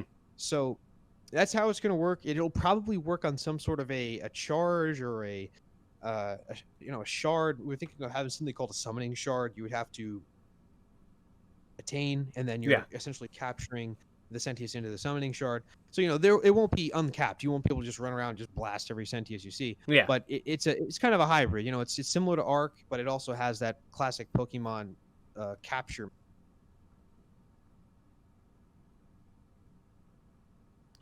Crescent Sun asks, the trailer showed spaceships, and I guess we already talked about we actually touched on a lot of really good stuff. Will that give us actually? Yeah. He said, "Will that give us a way to venture towards other planets?" And I guess I guess he was, and then he was asking about the infinite or limited in size, which I guess we touched on all of that already. We did. I mean, I guess just to recap, yes, there's planetary travel. The system map the star system map will be accessed through the pyramid landmarks, and going to new planets will essentially be a cutscene. But then once you arrive, you'll be on a new infinitely generated continent. So, Curious George asks, what was the biggest inspiration for this game? Also, was Monster Taming, and we touched on this too, always a feature planned for Skyclimbers, or was it something added into the game in later development? And then he mentioned that he saw some of the VR videos. No, that's a great question, and I will touch upon that in more detail. First, I would say Botwa, so Breath of the Wild, Minecraft, and Northgard. Those were the big things that Tejas and I really love. We still love, and I would say the pieces that were kind of pulled, and I think that when I say Minecraft, I'm talking about all survival games, because Ark, Raft, you name it, they've all just essentially cloned Minecraft's model to some degree. So I'm going to say with Botwa, what really struck us was the atmosphere, and there's just a certain emotion that you get when you play that game. Based on the kind of sadness, beauty of the music and the art, and it's very serious, but it's geared towards kids. So it's a very unique. I think there's nothing like it out there in terms of its integrity. And also the combat is insanely fun. So I think that Botwa holds us, like the atmosphere and the combat. Minecraft, just the core loop and the creativity. Being able to just do whatever you want. I mean, obviously that's a totally full-blown voxel where you can mine every single block. That's not something that we currently support.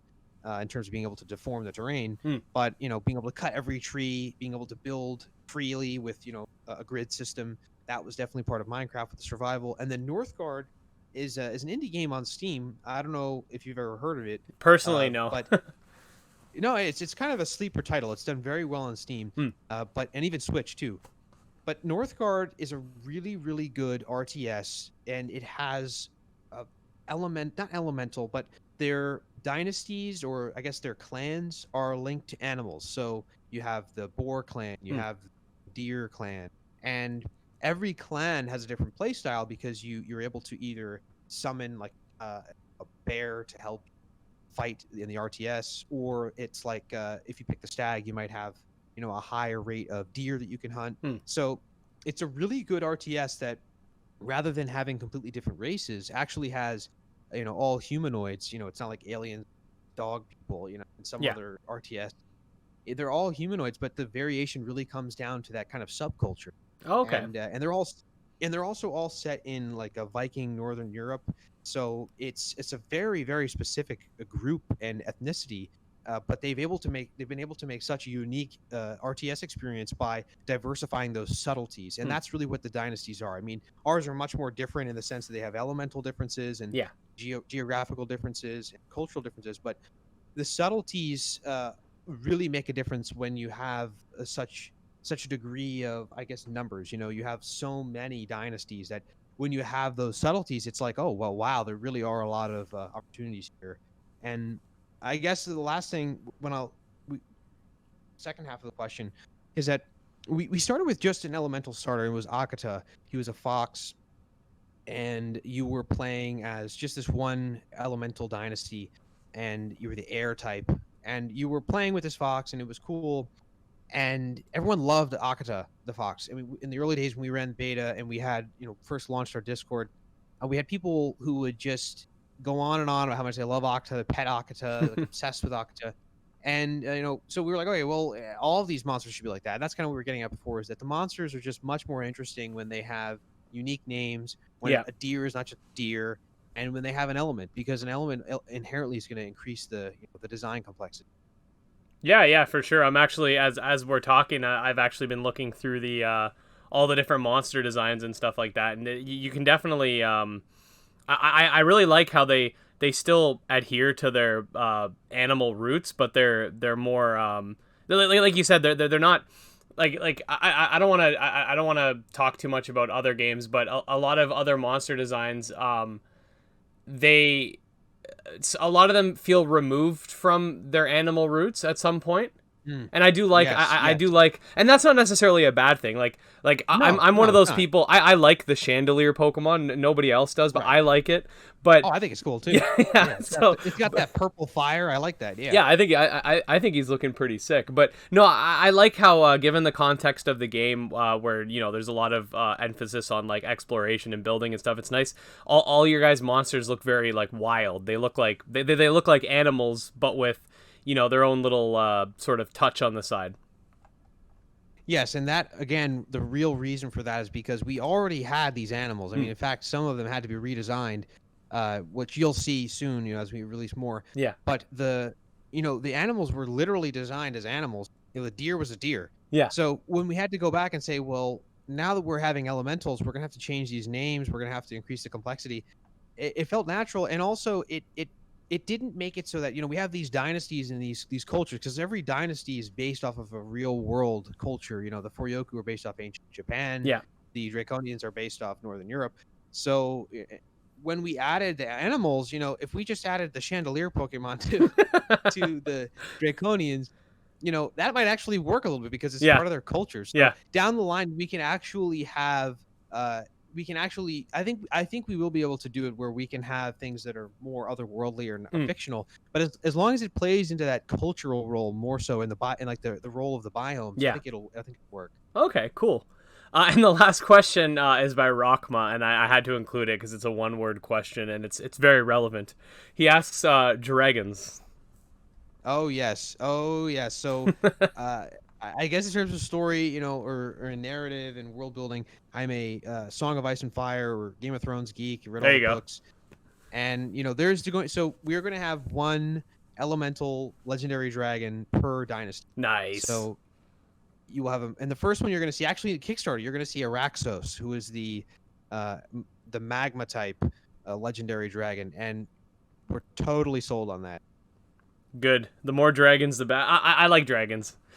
Well, yeah, I love dragons too, and one of the cool things, I'm like a dragon nerd, so we're not gonna, there's a difference between dragons and wyverns. Yes. So we're gonna have, this is also gonna alter based on biomes and things. So, and one of the things also, like, it's kind of like Ark in the sense that we have all different types of history, or all different periods of history in Yeah. the current iteration. So like we're gonna have dinosaurids Hmm. and prehistoric mammals, and then current generation mammals, and they're all going to be kind of thrown in together. But that will also differ based on, you know, continents. So like some continents might be more Jurassic, Yeah. other continents might be more of a modern mix, and then other continents might be totally fictional. So I think that when it comes to the dragons, that's also going to vary. So like I believe Araxos is more of a wyvern. Okay. Last we talked about the design, so it's more like the, I guess the I believe it's more of a traditional European Yes. Yeah. design.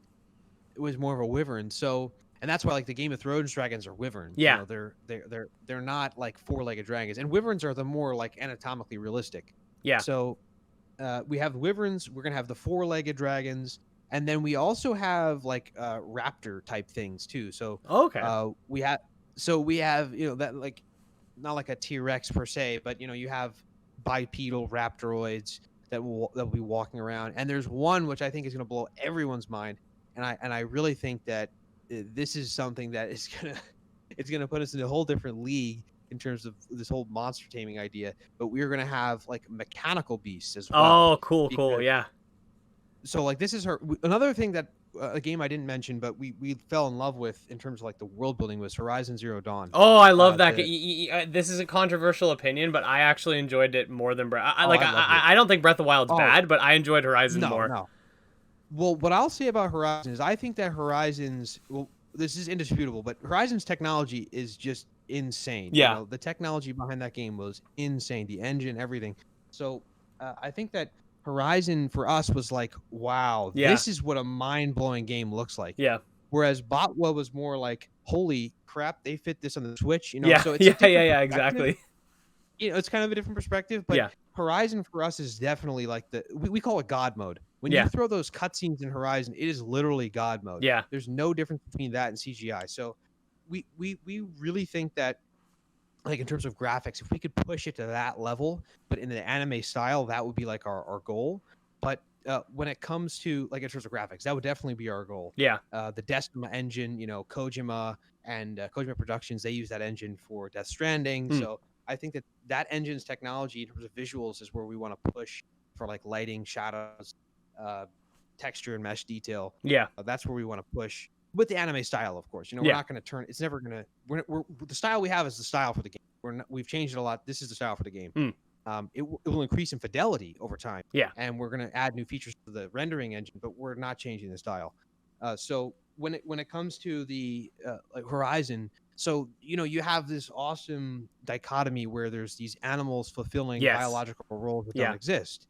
So for us, the Shoy are very similar to that, because the Shoy, they deploy what we call sentinels, and that's why, you know, the characters are referred to as sentinels, because they're kind of like the force pushed and willed into the world by the Shoy.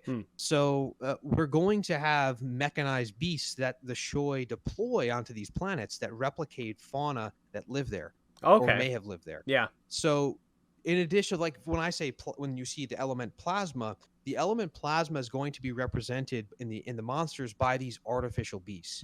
They're not going to, like, you're not going to be, you know, walking around and seeing like a hedgehog with spikes coming out of its head shooting lightning. That's going to be that's not how plasma is represented in the world. It's literally like a technological beast. So I'll give a little bit of a spoiler, because this time I guess it'll be released, but we're essentially going to have, like, you know, the Thunderjaw in yes.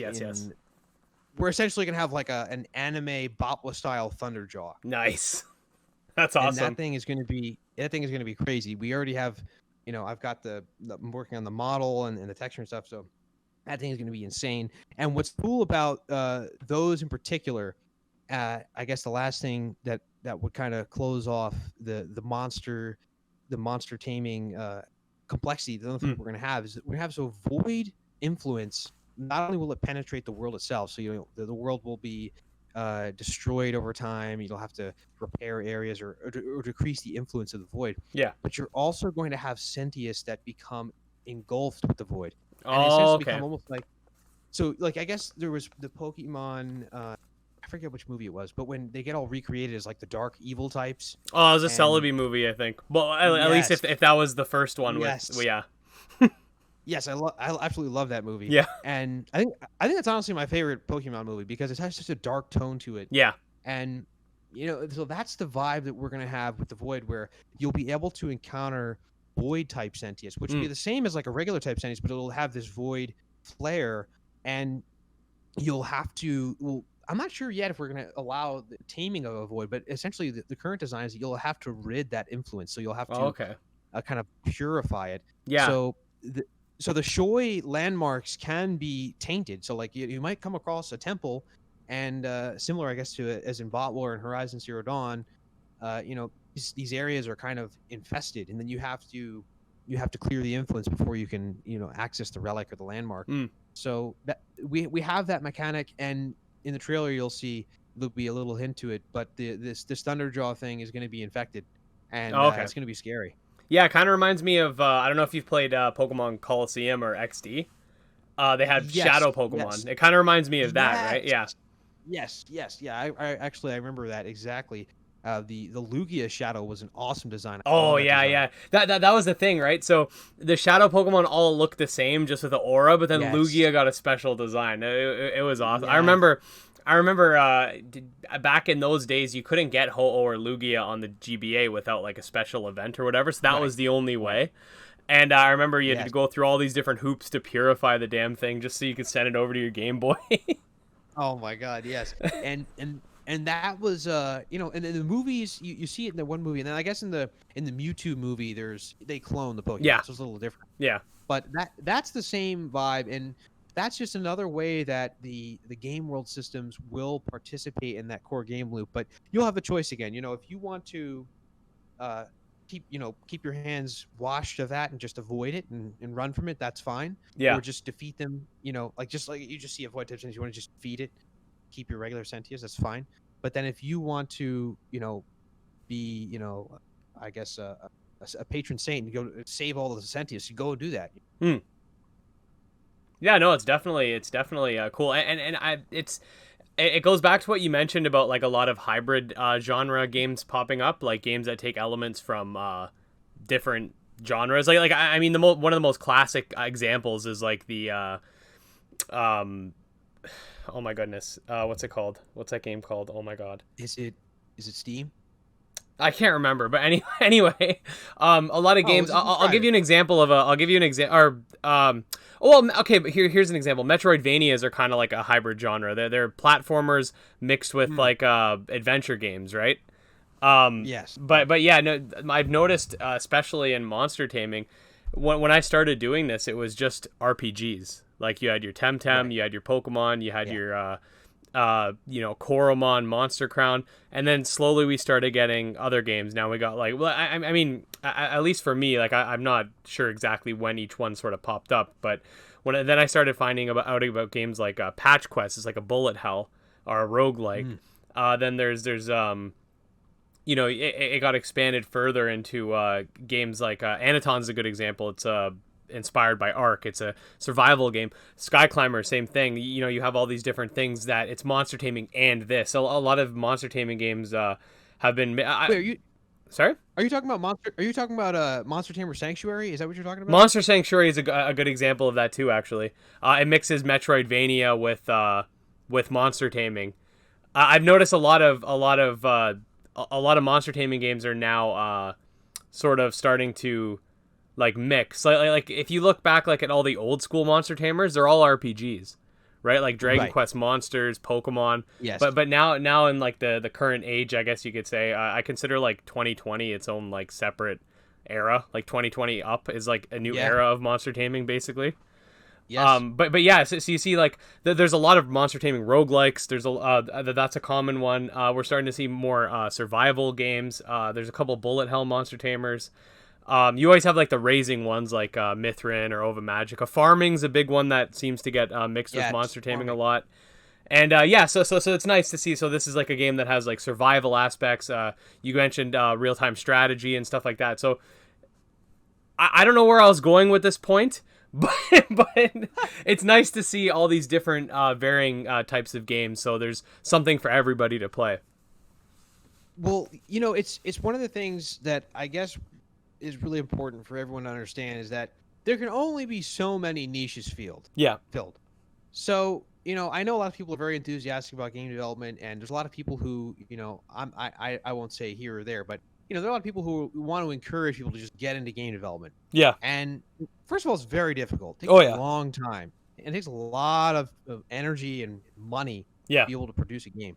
But on top of that, the market is not impenetrable or rather, it's not invincible. So, No.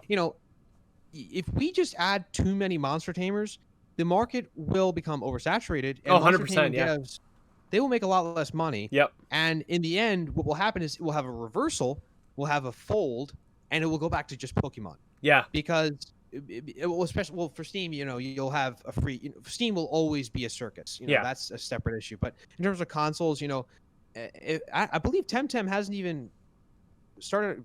PS5. It's early access on PS5 right now. They're I know they got delayed because of COVID, but yeah, they're right now. They got PS5 going. Nexomon has consoles too, but most of the other Monster Tamer games. I know Kindred Fates is planned for Switch.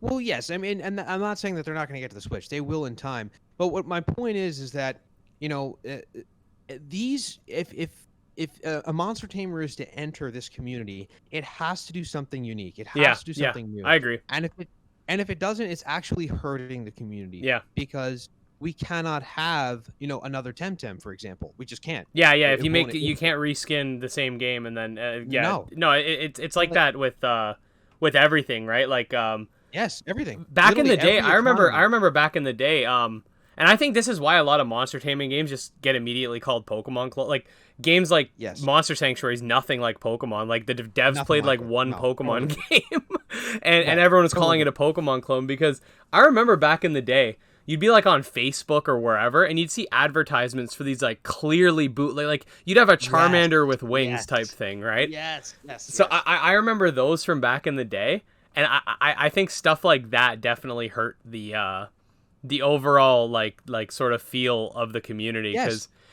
even though monster taming I think is rising, like it's still a very niche community compared to pretty much any other genre. Yeah. It is, and because Game Freak and Pokemon have had such a monopoly, quite frankly, an absolute monopoly for the last 20 years. Yeah. No one's ever really thought that there could be runner-ups or there could be other entries in the genre that people play. Yeah. And because the gameplay, especially for like a Temtem or a Pokemon, is so finite and so limited. Yeah. You can't have that many clones. And I think that when you then go, okay, well, let's say that survival is the most complementary mechanic or set of mechanics to a monster tamer, which I think it kind of is because any survival game is going to have AI and they're going to have fauna. So I think that monster taming and survival is going to be a trend, that we continue to see. You see it with Anatons, you see it with Craftopia, you see it arguably with games like talk about Far Cry, it's arguably Monster Tamer or Ark. So you have these kind of sub niches that are going to become established. You're going to have Monster Tamer survival games. You're going to have Monster Tamer. You mentioned before even almost like a Metroidvania type vibe that you're getting with the Monster Sanctuary, correct? Is that what yeah. Monster Sanctuary is a Metroidvania Monster Tamer. Yeah, that was one of its pretty unique caveats. Like I didn't even think the two could work together. But then you think about it, it's like the overworld's Metroidvania, and then the battles are turn-based. Very interesting. It's a lot of fun, actually. I'm actually really interested to actually be able to play it. I watched like the first hour or so of gameplay, and they even have a similar system where you're picking like almost like a dynasty, like you're picking like an element that your character is, but then you also have the monster. So it's kind of a similar idea to our elementals, dynasties. But the other thing you mentioned was farming, and the whole farming monster tamer thing. You see it with Legend, you see it with Ova Magica. Yeah. To me, Ova Magica seems like what Re-Legend could have been. Yeah, a lot. I've actually heard a lot of that. I haven't played much Re-Legend myself. Like I've only played a little bit. I personally I'm not huge into the farming, to be honest. I'm not a big farming guy. Like the thing I like. I'm gonna play Ova Magica and Re-Legend and stuff like that, but I'm probably gonna spend most of my time battling, to be quite honest. But same here. And it's see the thing with farming games is so specific is the the time association. You wait and then it lends itself to breeding because breeding is all about waiting and, getting results and then being excited about those results and waiting again. So Yeah. the farming and the breeding thing just works so well. Yeah. But one thing I'll say is that, again, you're not going to have that many clones of that. You can only clone, I see so many devs that are cloning like Stardew Valley, for example. Uh, I've never played Stardew Valley, so I don't know. I've played a little bit. I mean, it's a very legendary success in the indie world, and I think it's a great game. But for example, there's a lot of devs who will directly clone something out with a slight flair, and that does work for a time. But it ends up at a certain point, you might have four different devs or dev teams that are cloning the same thing with a slight flare. Doing it too similar. Yeah.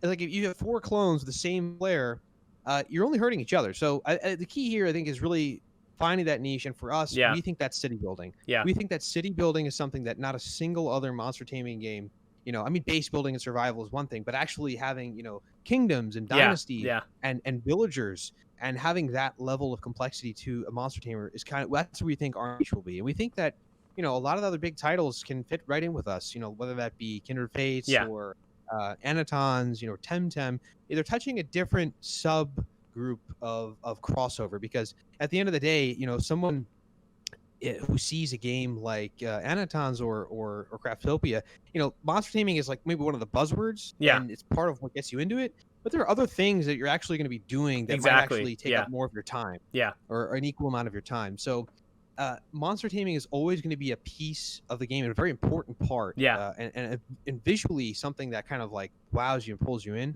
But it's important to remember that also it's a piece that can be almost overshadowed at certain points. Maybe at the 10 or 15 hour mark, you may be overshadowed and leaving your Sentius behind, or in another game leaving your monsters behind and doing something completely different, because like we were talking about before, and I kind of the general idea of this whole thing in 2020 is a whole different year, is that game development is getting to a whole new level of reach. A lot more people are having access to it. So that inevitably it drives up the complexity. Because games that publishers and development studios would spend millions of dollars to produce, now you can produce for free.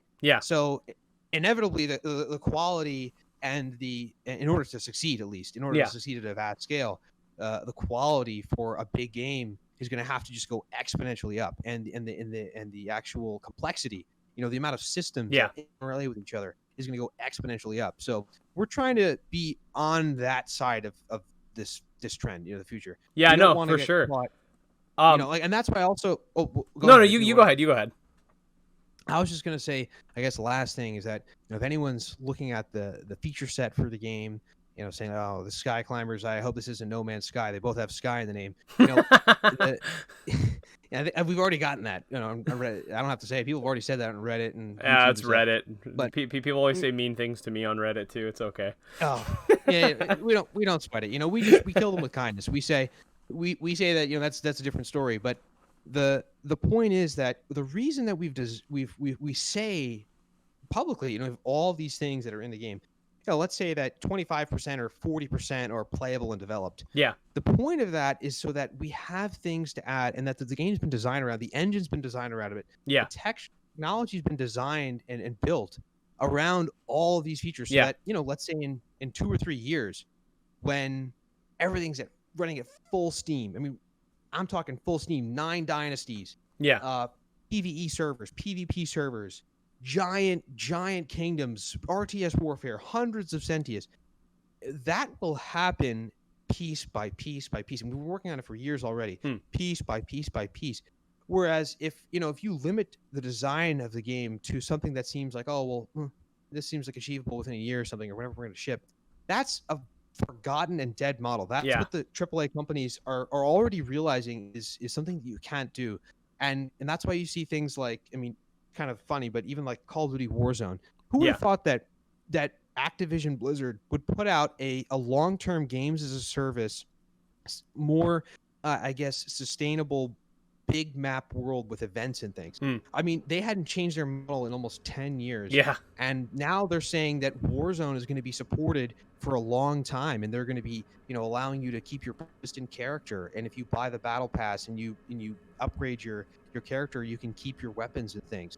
I mean, there are changes that are happening right now that are not going to reverse. Yeah. And in the way that we've seen monetization shift, last year there was 126 billion in digital game sales, record numbers, Yeah. and 90 billion of that came from free to play experiences. Oh yeah. You know Oh yeah.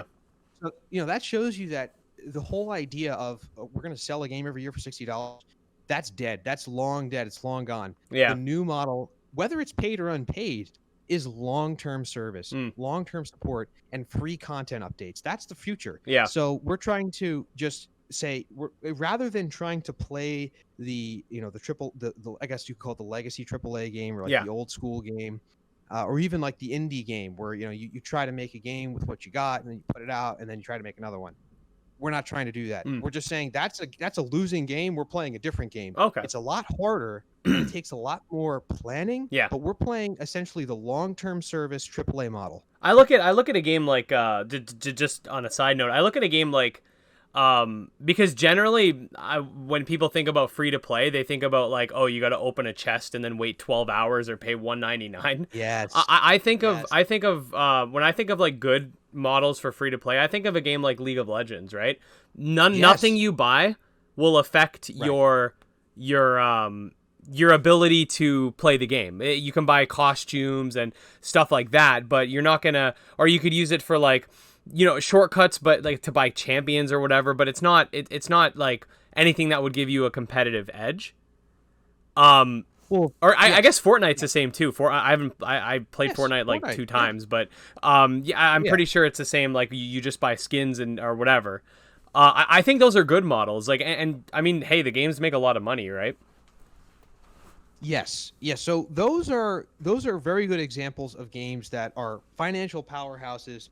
I wouldn't say that we necessarily line up with those in the sense, because they're entirely multiplayer experiences. That's true. Yeah, that's true. So I think that the best comparison for us is really more of like Minecraft and, dare I say, No Man's Sky, because No Man's Sky, I mean, despite the launch criticism, they've put out a ton of great, incredible updates at no cost to the user.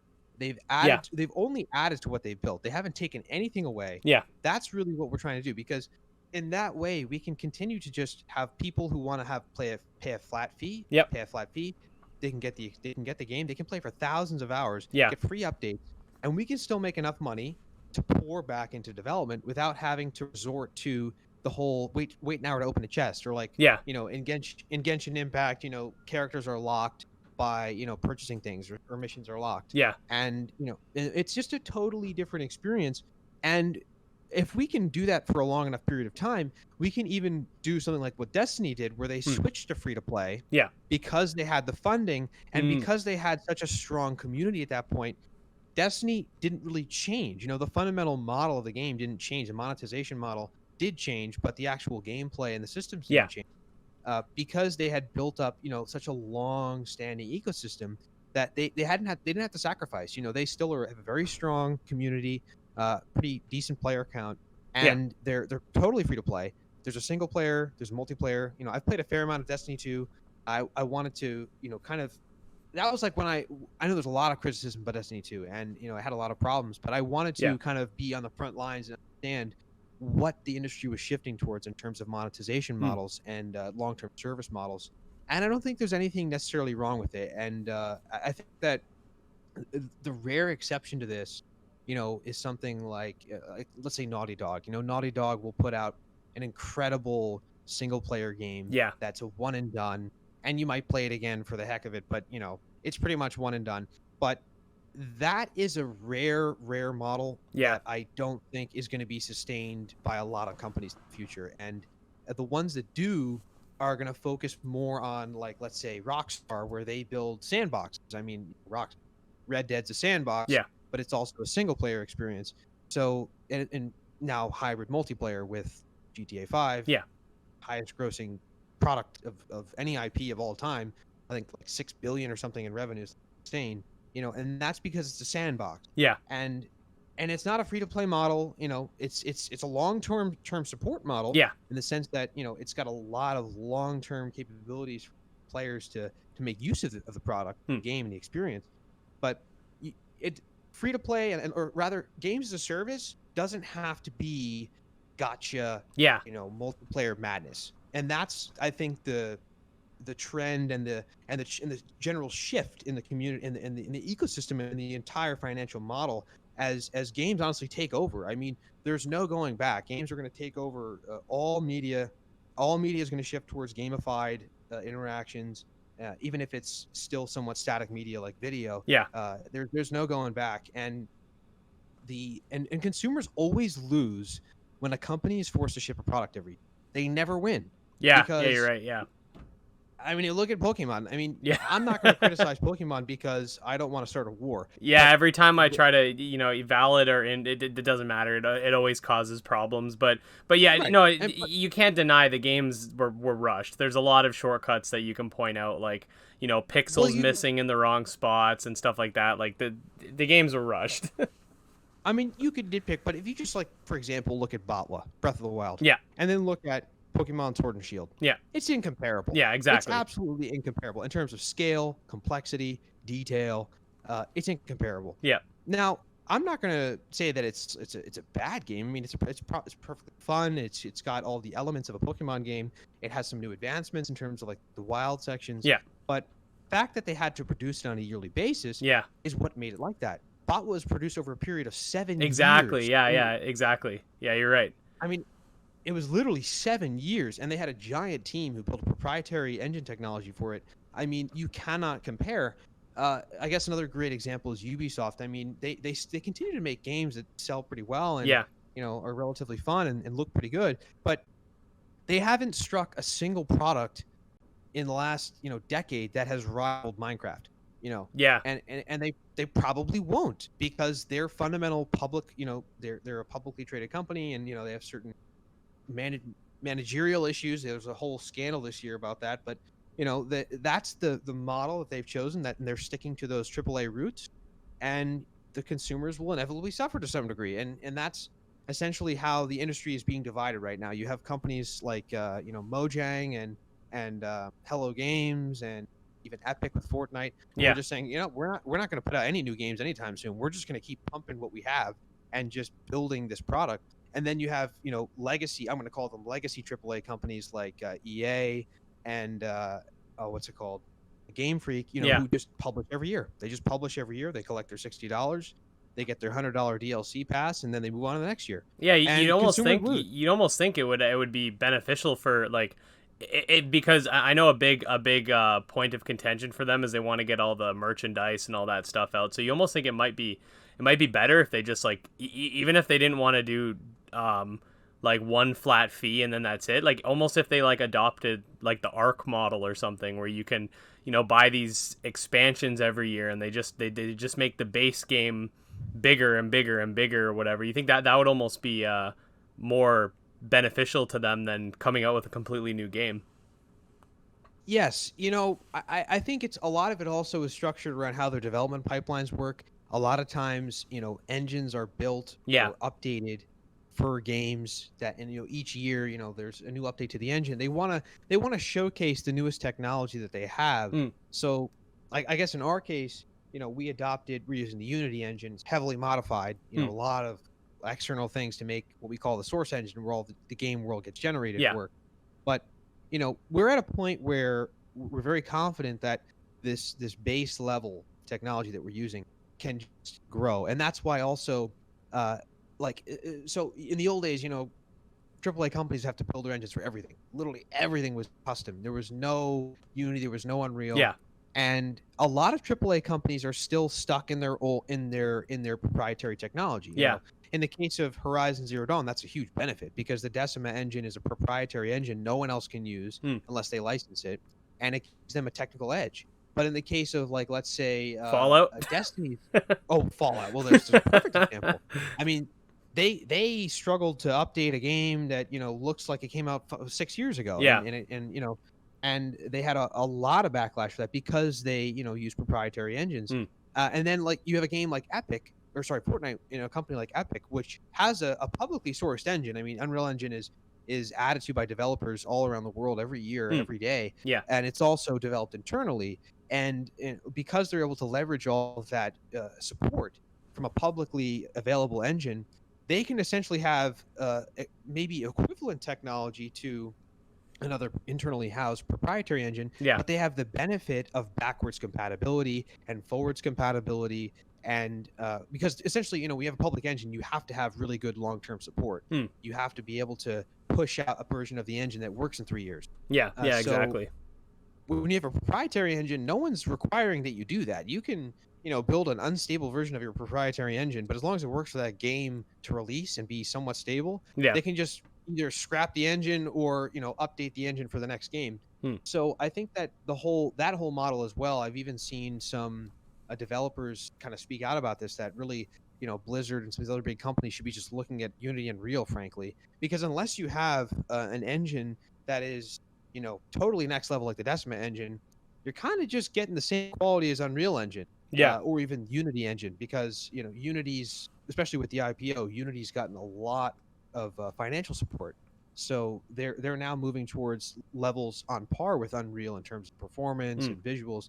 So the whole gaming industry is shifting in ways I think a lot of people didn't predict, and it's been cool to see it unfold. I'm interested to see, what things do stick, what trends do stick, because, like, for example, that whole RTS third-person action hybrid is a trend we see today, but it's and definitely with, like, case Medieval Dynasty. I don't know if you've heard of this game, but it's like a medieval simulator.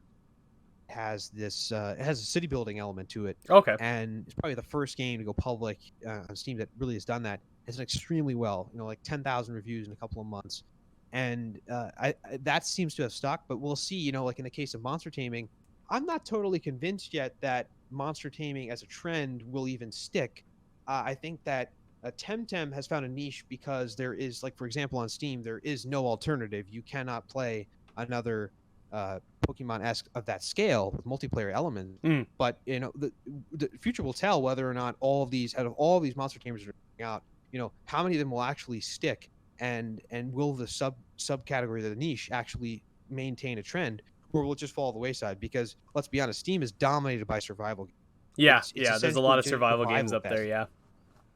Yeah. So that's an example of a trend that hit is stuck, and you cannot shake it. It Yeah. just seems like it's not going anywhere. I guess shooters is another good example. Yeah. FPS. I'm in the camp where I don't think Monster Taming's gonna die, but I personally don't think it's gonna like get anywhere near the levels that Pokemon's seen. Like, I'm gonna be completely honest. It might sound cynical of me, but I don't think that unless something crazy happens, we're not, like, Pokemon's massive. I don't think it's gonna get as popular as even the survival games or the shooters. I think it's always gonna be a niche. I think we'll just continue to grow that niche community, but I don't think it's gonna be anything like those. I think it'll remain a niche community like other communities of you have other genres of games that people like, but they're not like the most popular necessarily, but there's like a strong dedicated fan base. I honestly think that's where we're gonna sit. I don't think we're gonna get huge, to be honest. No, I agree. I mean, you think, for example, Pokemon is synonymous now with Monster Tamer. Yeah. It's ingrained into the DNA of a Monster Tamer. Yeah. Anyone who tries to do anything like it is immediately compared to it. So yeah. And I think even like you see that with Breath of the Wild, a lot of RPGs recently in the last couple of years have tried to do the anime style RPG. Yeah. And honestly, most of them have failed horribly. And you saw how every time someone tried to do it, we've even seen it ourselves. We've just been outright about it because we do love the game. So we're just honest about it. Yeah. And we're like, yeah, it's similar, but we have our own really unique reason to play this game instead of that. With totally different experience. But then on top of that, quite frankly, if you were to say that every realistic game looked like the first game that had a realistic art style, that would be totally unfair. So I would say Breath of the Wild is probably the best example of a well-rendered, switchboard of an anime game. Yeah. It's got the anime cel-shaded, what have you call it. But we don't see a huge foray of, cel-shaded games that come out and are just like, oh, it looks like a great, well-rendered anime game. The first thing people say is it's a botwa clone. Because it's easier to say that. I think that's what it is. It's easier to say, oh, this is a famous thing and it looks like this, therefore it's this. I think Yeah. we get a lot of that. And we were talking about like keeping things unique. It's actually the same. Even with like I can use YouTube as an example, right? Yes. If Good I point. were to upload content like I think my YouTube channel is quite unique. I had never modeled my like some people will use bigger creators and try to model their content off of that. I mean, back when that Leafy guy was big or whatever, everybody was Yeah. surfing in CS:GO just talking, right? Right.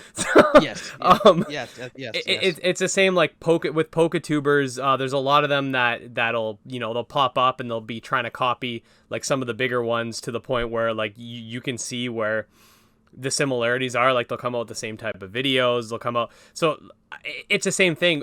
Like if you're somebody, it works with games too. But I'm going to use this in the context of content creator. If I tried to copy, let's say that Noggin guy, I don't know if you know who he is. He's a really good he's a Pokemon / Nintendo YouTuber. He does like theories and stuff. If I were to try to copy his style, I would just be a less good version of him. So why would someone watch me instead of him? So you need to have Yes. your own unique reason why. So, for example, someone's going to watch me instead of a PokeTuber because I cover all these different monster taming games. It's something I like, so Right. that's great. Like, it's great that not a lot of other people do that. But you have to have your own unique way of doing that, if that makes any sense. So it's like you said with the games, right? Like Temtem has its MMO features. Kindred Fates has its real-time combat where you can control each kinfolk. Monster Sanctuary has its Metroidvania elements, etc. Yes, that's exactly the point. I think that this is the biggest thing to take away. And when like you think about like, oh well, we were saying before how all these monster tamers are gonna have to compete with each other, Yeah. and have their own niches, Yeah. but they're also gonna all have to compete with Pokemon. Yeah, exactly. And you're and essentially there's a great talk by the developer of Slime Rancher, and they talk about this how not only are you competing with these other games, you're competing with TikTok, you're competing with YouTube, you're Yeah. competing with Twitter, you're competing with every attention sucking device Yeah. and application that exists. So for someone to actually want to put their time and energy into your game, into your experience, your channel, for example, it has to fit a role. It has to fit a Exactly. segment. Exactly. And that's why, like, for example, when someone or even for our purposes, as a developer and publisher, we have to look at other games and other developers and follow trends and Yeah. be aware of what's going on so that we don't fill the same hole as someone else, because Exactly. then Yeah. then the hole's already filled. So in this case, it's like, well, yeah, you might be able to criticize and say, well, the game looks like Breath of the Wild, but you have to remember that for us to be sane and make a game that reminds people of Breath of the Wild, it not only has to be different, it has to be Exactly. better Yeah. in some way. Yeah. It has to be better in a couple of ways Yeah. for someone to actually be playing Batwa, turn it off, and load Skyclimbers. Exactly. Yeah. There literally has to be something better about Yeah. it. Because Yeah. if it's not, and it looks similar, it's probably not worth their time to switch. Exactly. So Yeah. I think a lot of people forget that, and I think I think most developers and publishers, if not all, are aware of this. Yeah. But to actually do it, that's the thing that has to, that actually is a barrier. That's really what makes the difference. Because like other than I guess the unique example would be like the Minecraft clones. If you go on the mobile app store, Yeah. you'll see 100. Oh, there's a clones. billion of them. Yeah. Yeah. There's tons of Minecraft clones, like to the point where it's It's yeah. insane.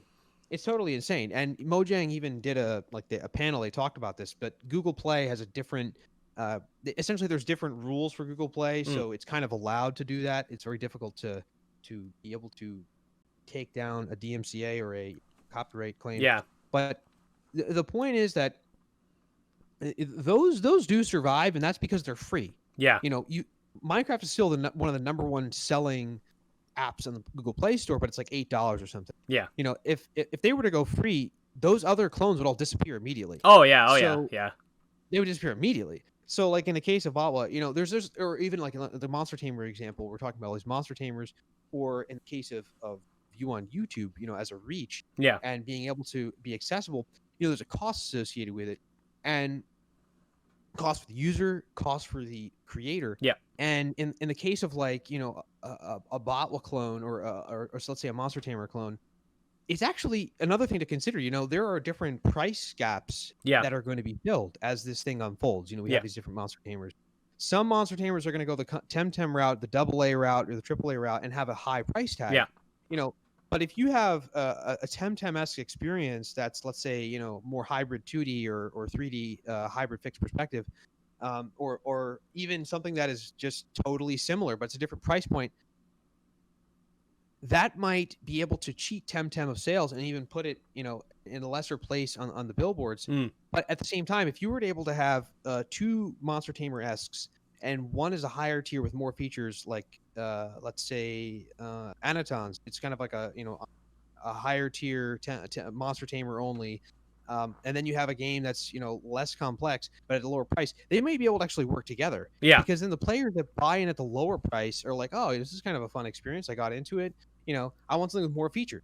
And then they buy at the higher price, and they may switch to something that's more complex, like our game or like Anatons. Yeah. I'm trying to restrict this to like the hardcore monster game, because we have so much else.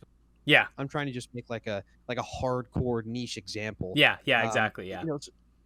Because that's really where things get tricky, is when you have 10 Temtems coming to Steam in the same year. That's not good. Yeah. Yeah. That's exactly. definitely not good, and it's not good for the content creators either, because then they're like, you're going to be torn between what to make content on, and people aren't going to be playing it enough. So it'll be better, I think, if we continue this growth and we continue to nurture this subgenre, but we're just really conscious about it. Yeah. And we try to fill holes that need to be filled. We don't fill the same holes. Yeah, because I've like, I personally, like, I generally just cover the stuff I find interesting. Like, I don't know if that's a good business model, but that's what I do. And I have noticed some game, like not a lot of these games don't even end up like, nothing ends up coming out of them, but I've noticed everybody's booting up whatever software with no development experience, and I'm not talking about anything that's been into Kickstarter or anything like that. I'm talking about like random people are messaging me saying, I'm making a monster taming game, and then it's like, oh cool, can I see? And then it's like they're like, oh, well, I haven't done anything yet. Like, well, that's cool. Well, let me know. Let me know when the game's made. But then sometimes I'll never hear anything again about it or whatever. I think a lot of people are want to jump on it because I don't want to say it's trendy, because it's not. Like, monster taming is not this huge yeah, there was little spikes here and there, but compared to like you said, compared to games like Minecraft or Fortnite, like, it's nowhere close. Yeah, survival or shooters or battle royales, for example. Yeah, but I have noticed, like, exactly what you're saying. Like, a lot of people want to make their own monster taming games now, but they don't really have an identity for it yet. They just want to make Pokemon.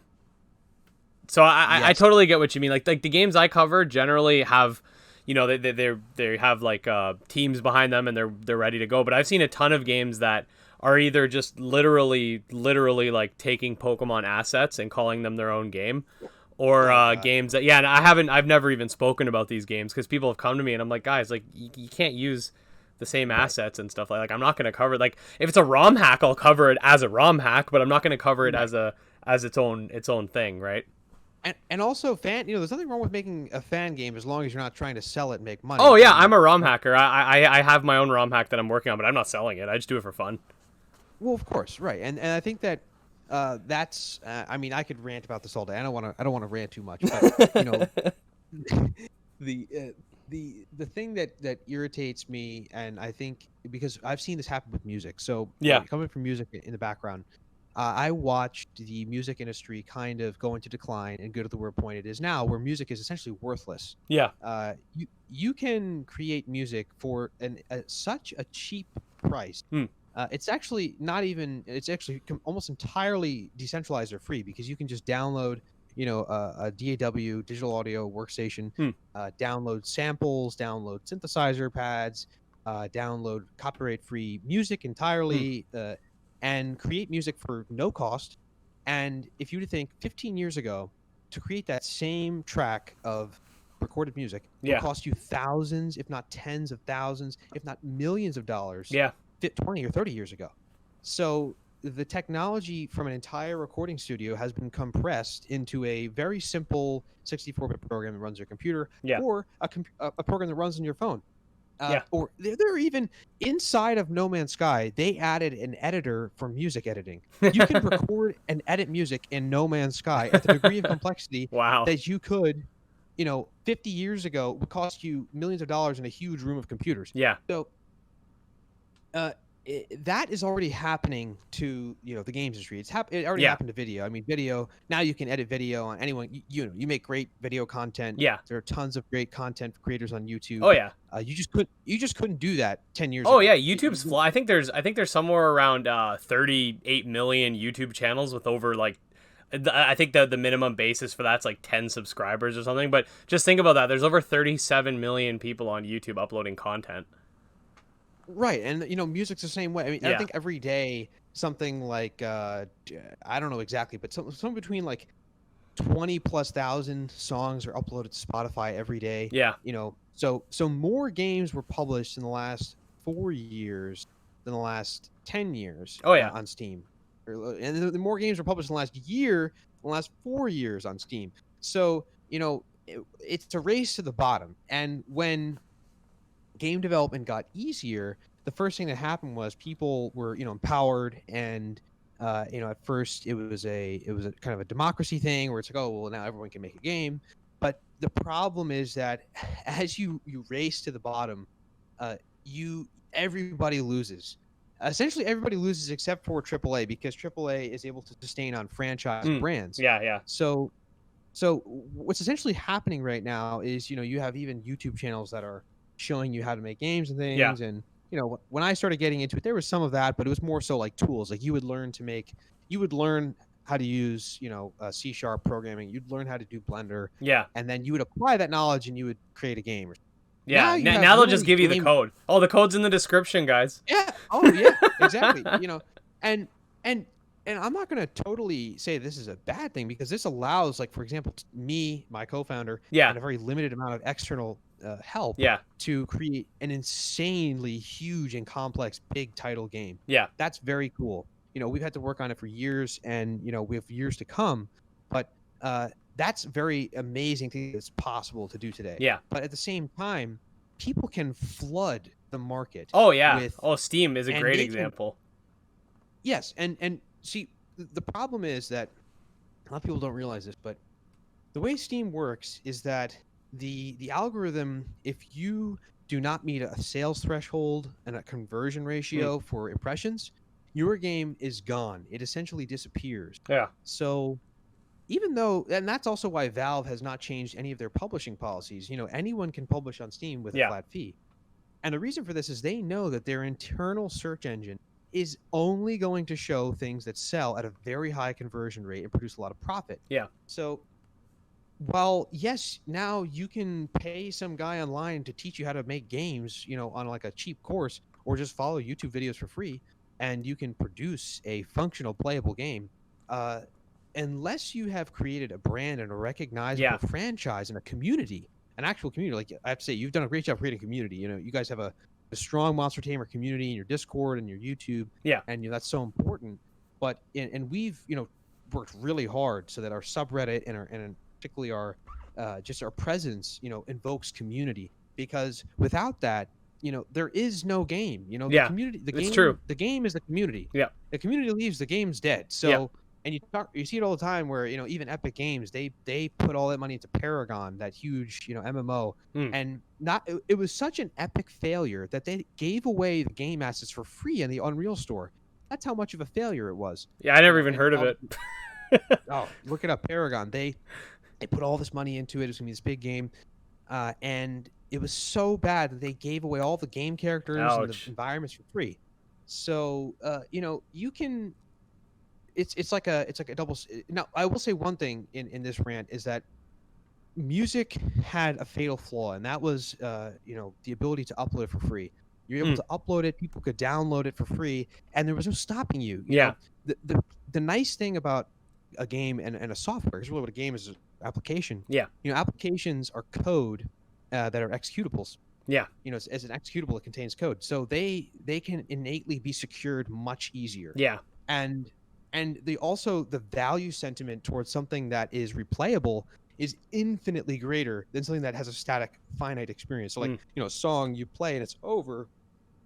Yeah, it's And the if same you every were to time. Correct. It's the Yeah. same every time, and it's over. Once it's over, the value is actually almost like a net loss because it's like it's over. That's it. I can't even really get. All I can do is listen to it again. Yeah. Whereas with a game, I mean, now obviously in the age of proc gen and multiplayer, it's like it never ends. I Yeah. mean, Yeah. it's like Exactly. it literally never ends. So people are much more willing to actually front money for a game than they ever were for music. And unfortunately for music in industry, it will never switch back to streaming. You'll never go back to No. it'll just never go back. So, Yeah. in the case of games, it's such an amazing thing that we can go free and make more money. Yeah. It just doesn't make sense. It's like, you would think if it goes free, then you're going to lose all the money. So I think that overall, the industry that we're in, gaming and especially, content creation, because one of the cool things about content creation is you have a game, you can now create content Yeah. using a Yeah. game. Exactly. That's it. It's like you can have a YouTube channel about movies and react to movies. Yeah. But you can't have a YouTube channel of yourself watching movies. Yeah. Exactly. So it's a really unique and kind of a cool industry and a market in that way. Yeah. So I think that we're definitely going to shoot to the moon, and I think that I'm saying as a whole, the industry. I think that the sky really is the limit in terms of where the industry can go in terms of monetization and reach. But I think that unfortunately, a lot of people are going to get shorted in the short term to midterm. People who maybe are enthusiastic and are getting into game development, getting into publishing, and trying to ride the trend because of those key things that really prohibit a product from excelling. Yeah. And we've learned it the hard way. We've been in the industry. We've worked on other games. We've worked with other publishers and developers, and we've seen definitely the dark side of Steam, Yeah. so to speak. So I think that it's just important to keep in mind. And as we look to the future, these trends are probably just going to evolve.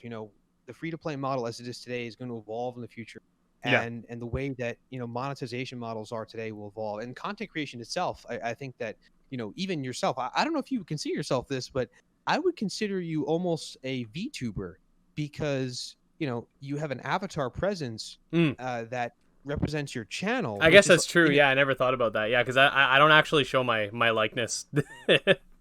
Correct. Yeah, and honestly, that's another trend that I see only growing. Yeah. As we see people, especially people who are coming under public fire or public pressure due to something that they say or do. Yeah. I think that people are only gonna want less facial and personal recognition. Like you even see the biggest PewDiePie doing somewhat of a VTuber performance. So I think that VTubers as a subset of gaming is going to be extremely interesting to see because you can then bridge the world of the actual game itself into the real world and have characters from the game represent that game as VTubers. And that's something that is kind of a little bit of an out there idea, but we actually are going to try this. We have 3 characters from the game. Ikaru, I was saying Ikaru, Kimura, and Hotaru. You'll notice that they have now Twitter profiles, and we're going to start. Oh, okay. So we're going to start slowly rolling out. They'll kind of document their gameplay growth. Content creators like yourself have an invaluable role in a developer and a publisher's, I guess, process to communicating to purchase. You're an educated consumer yourself, so you can relate and explain and do things that this kind of content creator I could never do, because the content creation I'm talking about is just unobstructed kind of role-playing-esque gameplay, unnarrated, just playing the game almost like you're breaking the third wall, like it's actually you're seeing it happen.